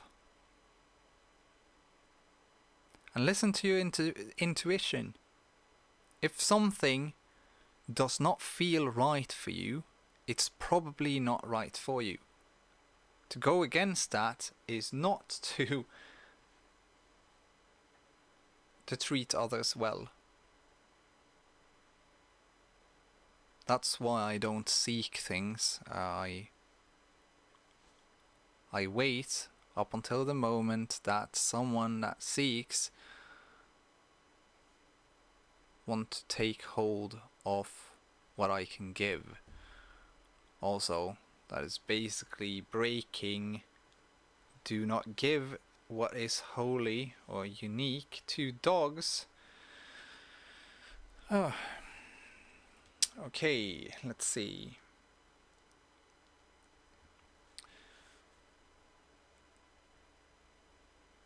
Enter heaven through the narrow gate. Enter through the narrow gate, for the gate is wide and the way is broad that leads to destruction, and there are many who enter through it. Though all directions leads to the same fate. It is, however, dualistic, so it will always lead you in two directions within its other 8. Or 8 directions, 2 sides of it. It will be like a coin. Flip it, the third is right.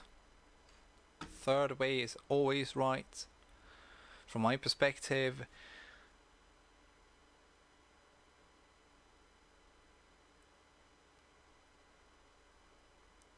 those who do not polarize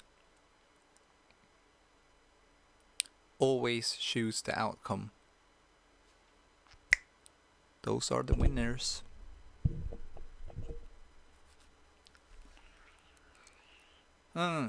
Beware of false prophets.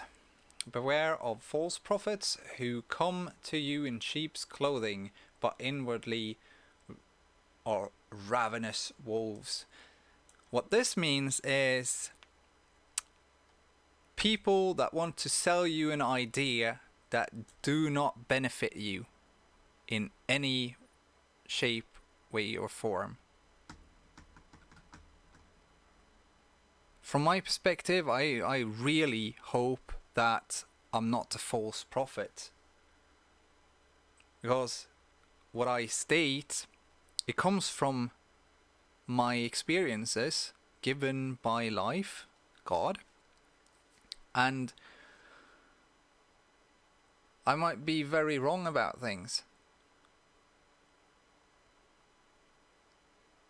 But I'm not making these videos, or I'm not speaking of this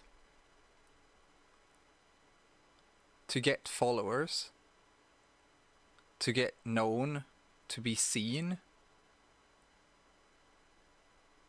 The words that I say, it's words that you or others will eventually come to comprehend. Anyways, it's nothing new. Or it might be. It's just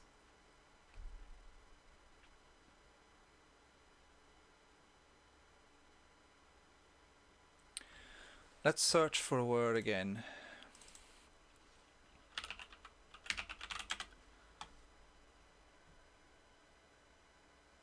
Yeah, ulterior motive.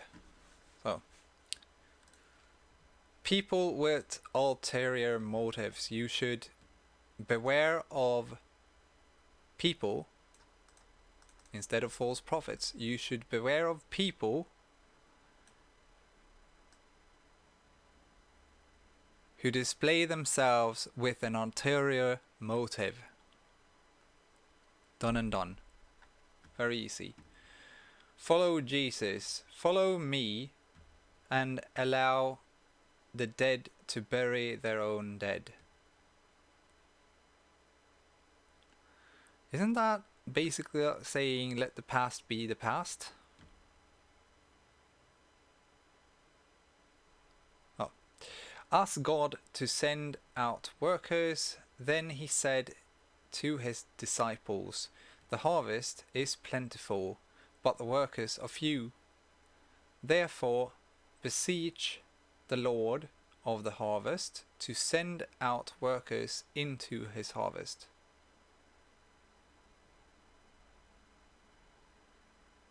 Ask God to send out workers.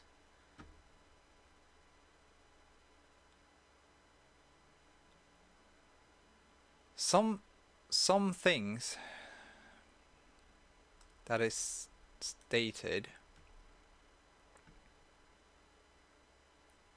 feels a bit strange.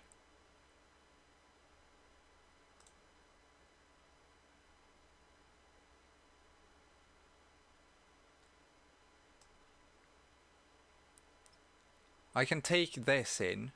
So then he said to his disciples, the harvest is plentiful, but workers are few. Ask for help when help is needed.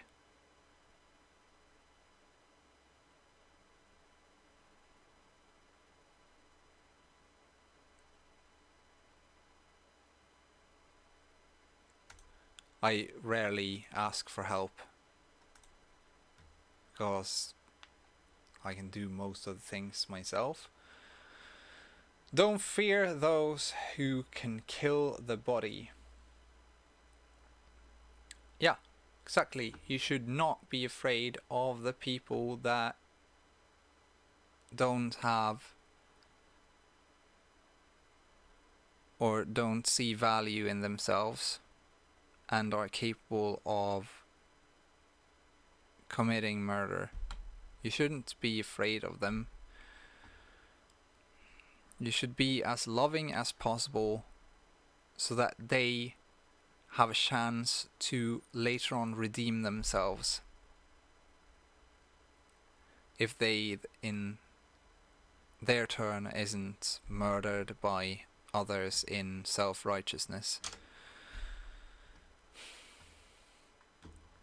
Come to Jesus for rest. Come to me, all who are weary and heavy laden, and I will give you rest. Peace, peace within, calm. Oh, that's probably not right. That was a wrong interpretation, apparently. I'm not going to interpret that one. Confront brothers in private first. If your brother sins, go and show him his fault in private. If he listens to you, you have won your brother. Yeah.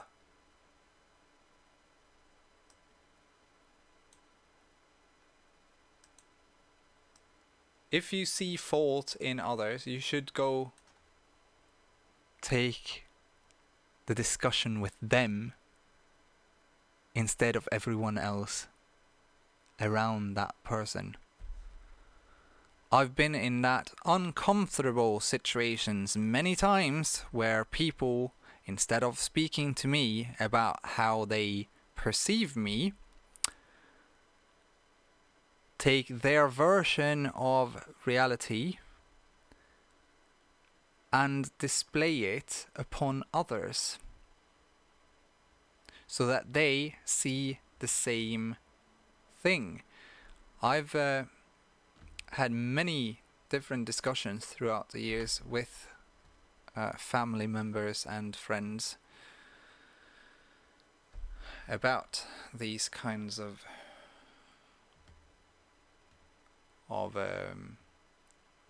decisions that they have undertaken. Forgive 7 times 70. Jesus said to him, I do not say to you up to 7 times, but up to 70 times 7.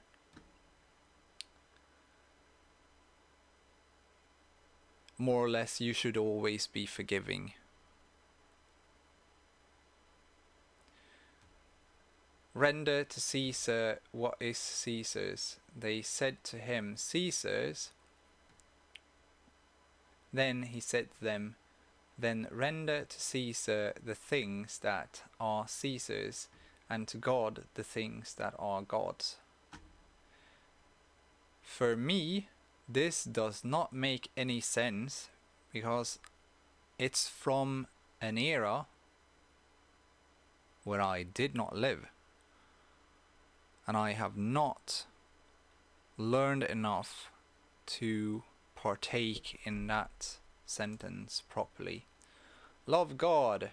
And he said to him, you shall love the Lord your God with all your heart, and with all your soul, and with all your mind. Yeah, because it's very simple to love and appreciate what you know you can love and appreciate.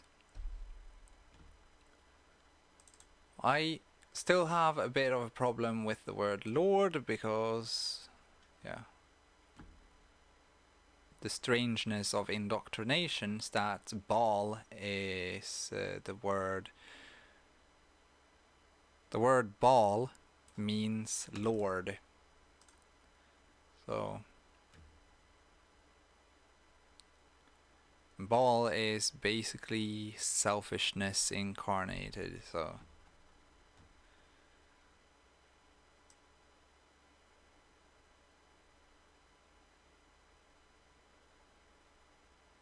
this here doesn't make much sense for me. if it's not, you shall love life, your God, with all your heart and with all your soul and with all your mind. If that's what it means, then it makes a lot of sense for me. But if it's a person, then it doesn't make any sense. Love your neighbor. The second is like it. You shall love your neighbor as yourself. Well, this is basically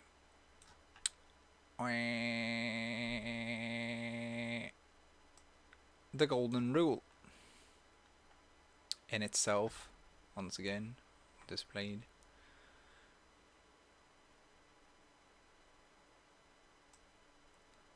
Treat those that are closest to you as if they were a part of yourself.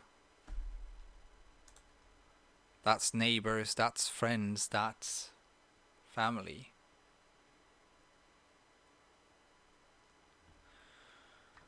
Partake of communion. While they were eating, Jesus took some bread, and after a blessing, he broke it and gave it to the disciples and said, "Take, eat, this is my body." And when he had taken a cup and given thanks, he gave it to them, saying, "Drink from it, all of you.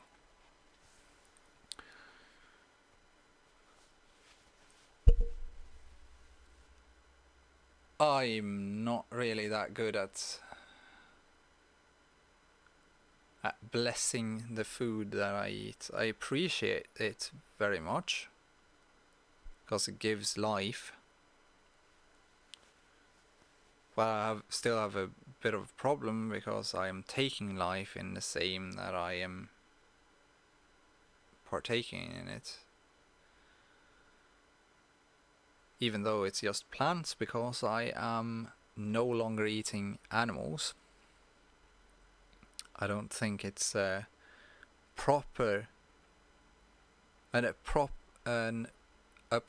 assessment to kill or indulge in what is not capable of giving life. What is dead is dead. When you are eating an animal, it's like eating a rotten apple.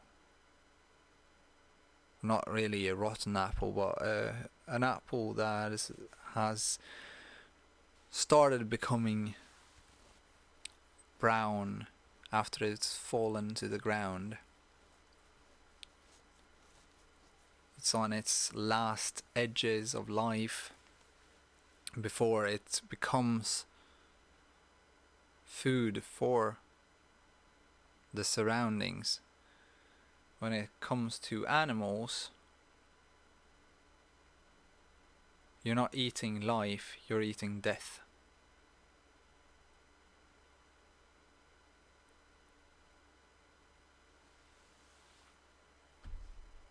And that is why people get sick. Death will be met by death.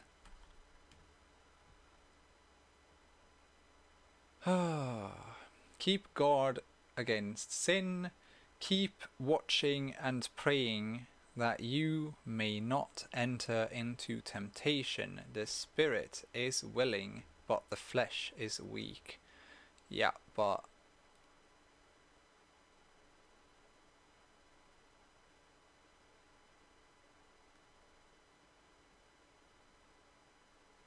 just have some self-control. Make disciples. Go therefore and make disciples of all the nations, baptizing them in the name of the Father and the Son and the Holy Spirit, teaching them to observe all that I commanded you, and lo, I am with you always, even to the end of the age.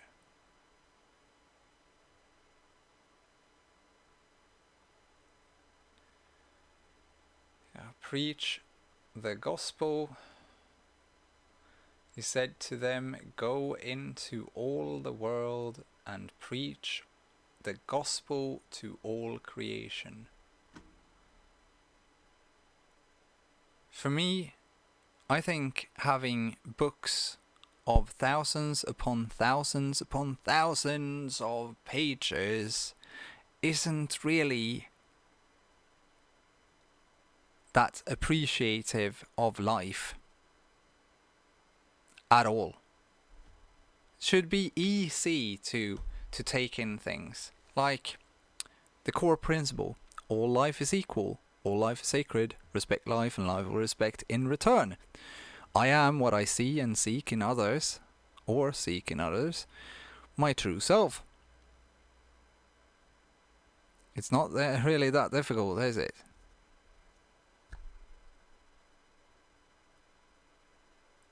It's just having some principles to live by and get guided by. That's all that you really need. You don't need 3,000 pages or whatever it is.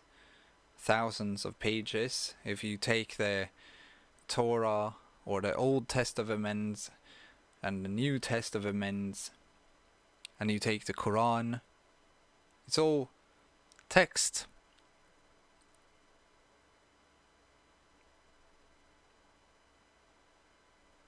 There is only one teacher. And that is life. It's always been life.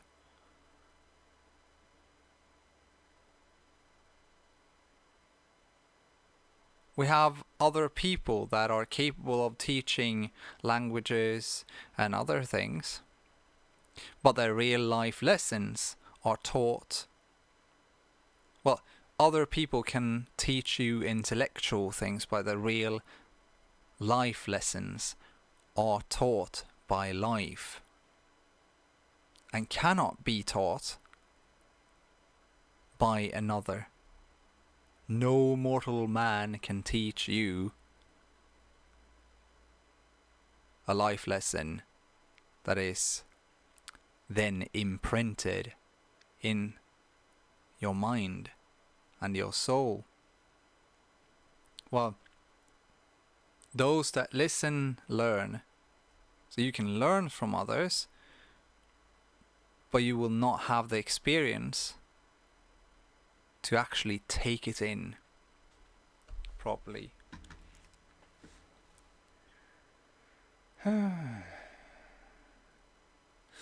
Be on guard against greed. Then he said to them, beware and be on your guard against every form of greed, for not even when one has an abundance does his life consist of his possessions. Just appreciate what you have and appreciate life, and all will be well. Invite the poor. And he also went on to say to the one who had invited him, when you give a luncheon or a dinner, do not invite your friends or your brothers or your relatives or rich neighbors. Otherwise they may also invite you in return, and that will be your repayment.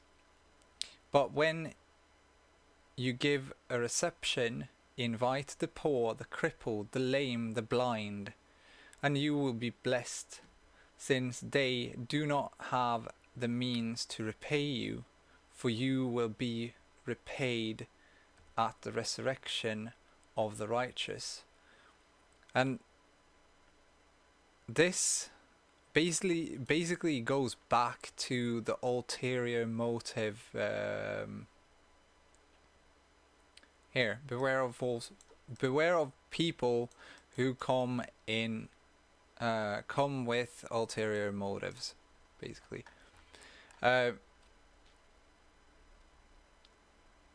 Because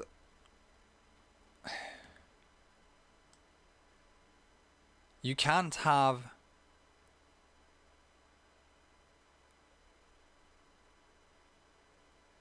you can't place limitations or have hopes that what you do is going to be repaid. You can't have an ulterior motive when you are actually helping another person. So you should help those that are in need rather than those that aren't or can handle themselves. I usually don't do this. I do, however, I do help people when they ask for help, and I give roof over people's heads when I have place for them and they are in need. It's happened lots of times throughout the years that I've taken in my friends or, well, people that have become my friends after. Oh. Okay, love one another. A new commandment I give to you, that you love one another, even as I have loved you, that you also love one another. This is my commandment, that you love one another just as I have loved you. This I command you, that you love one another. If you don't know what love is, it's difficult to love another. Loving another is being fully accepting of the differences that they are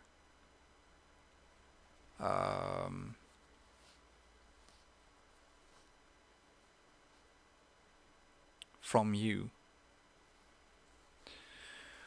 Holy. Oh, 2.5 hours. That was not really what I was thinking about. Okay, so, oh. It's like super much here. But anyway, I think you can grasp the idea of what I mean by corruption. We often think of sins such as drunkenness and debauchery. What's debauchery?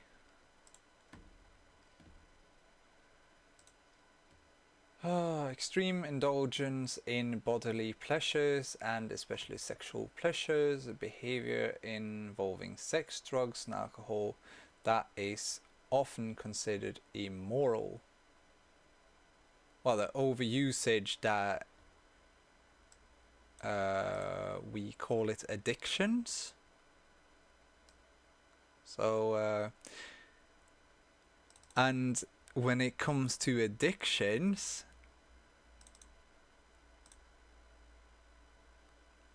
it's about not having value in self.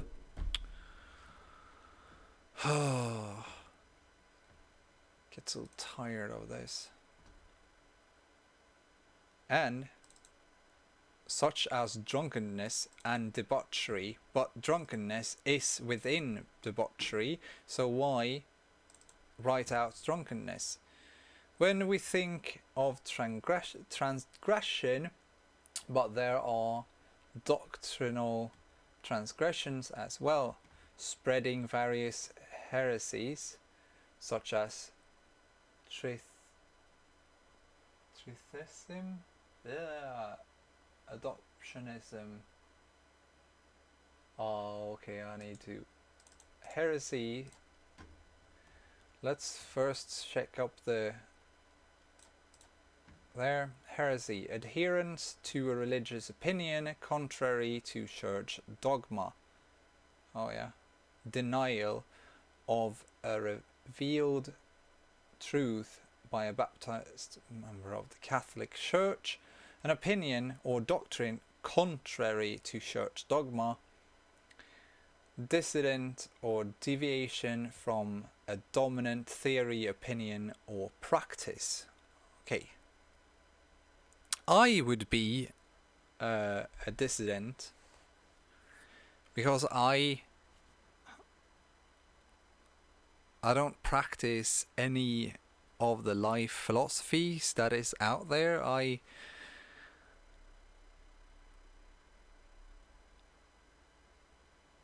don't think it's right to indoctrinate people into living a life of another. It's more or less idolatry from my perspective. Let's see, close that one. What is this? Tritheism. Tritheism from Greek, three divinity, is a non-Trinitarian Christian heresy in which the unity of the Trinity and thus monotheism are denied.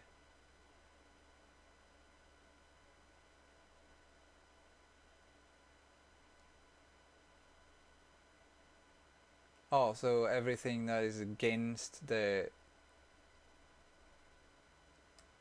divine person with the traits of the Father, Son, and Holy Spirit. Yeah, okay. So Holy Spirit is being a genuine individual. The Father is the teacher or the wise, and the Son is the impulsive or the impulse from my perspective. I should not speak of my perspectives in this because not everyone likes what I have to say usually. Let's see, adoptionism.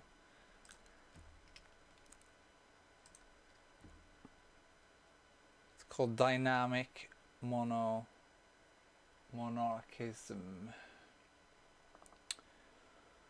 Holds that Jesus was adopted as the Son of God at his baptism, his resurrection, or his ascension.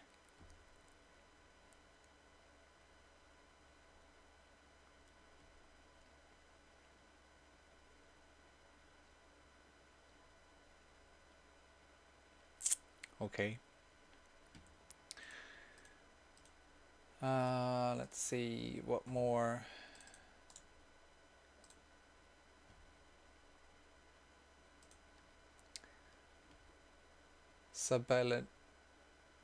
Sabellianism is a Western Church heresy equivalent to the Eastern historical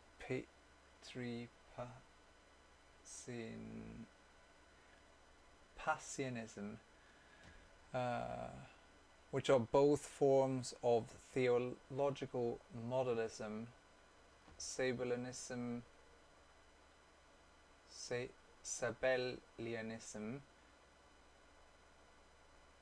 is the belief that the Father, Son, and Holy Spirit are three different modes or aspects of God, as opposed to a Trinitarian view of the three distinct persons or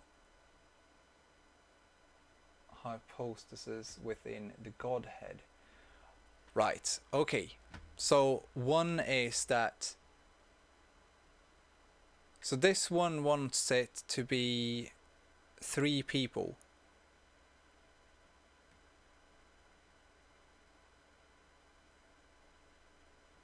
While the other one wants it to be one person. Oh, people.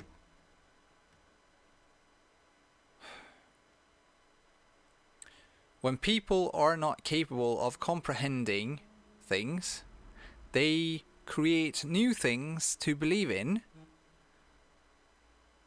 and they keep adding so that they can seem to be right. But it's usually very... I might be doing that for myself, I don't know. Ugh.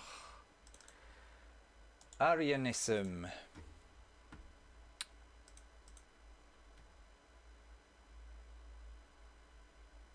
Is a Christological doctrine first attributed to Arius. It's an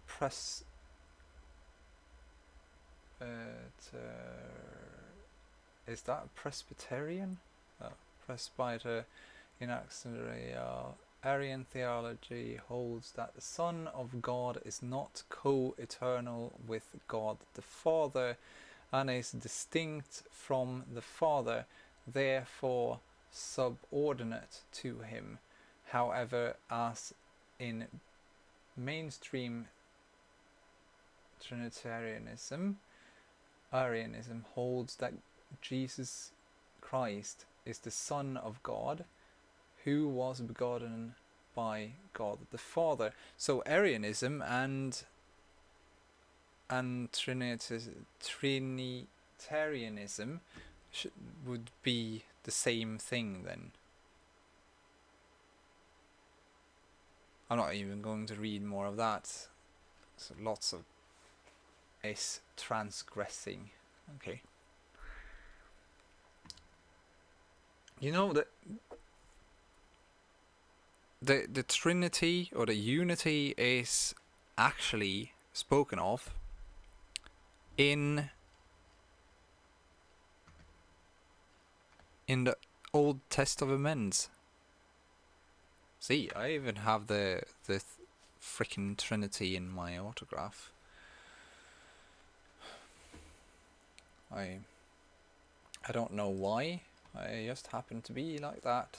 I'm not going to read any more of this because it's too much text. Is going to take like 1 more hour or something like that, and we don't really have time for that. So, well, I hope you got some thoughts or perspectives, new perspectives about what corruption in the earth should be or is, what they are actually talking about, since it seems that people just takes everything that they think is righteous. Self-righteousness is not how to do things, and killing others for killing others is still murder because you plan it. Everything that you are planning is a murder. If it goes against life, it's a murder. When you tell someone they can't do something, it's also like killing them. Because you are limiting others by your own standards and limitations. So, anyway, thanks for watching, and have a great day, morning, night, evening, I don't know. And see you later.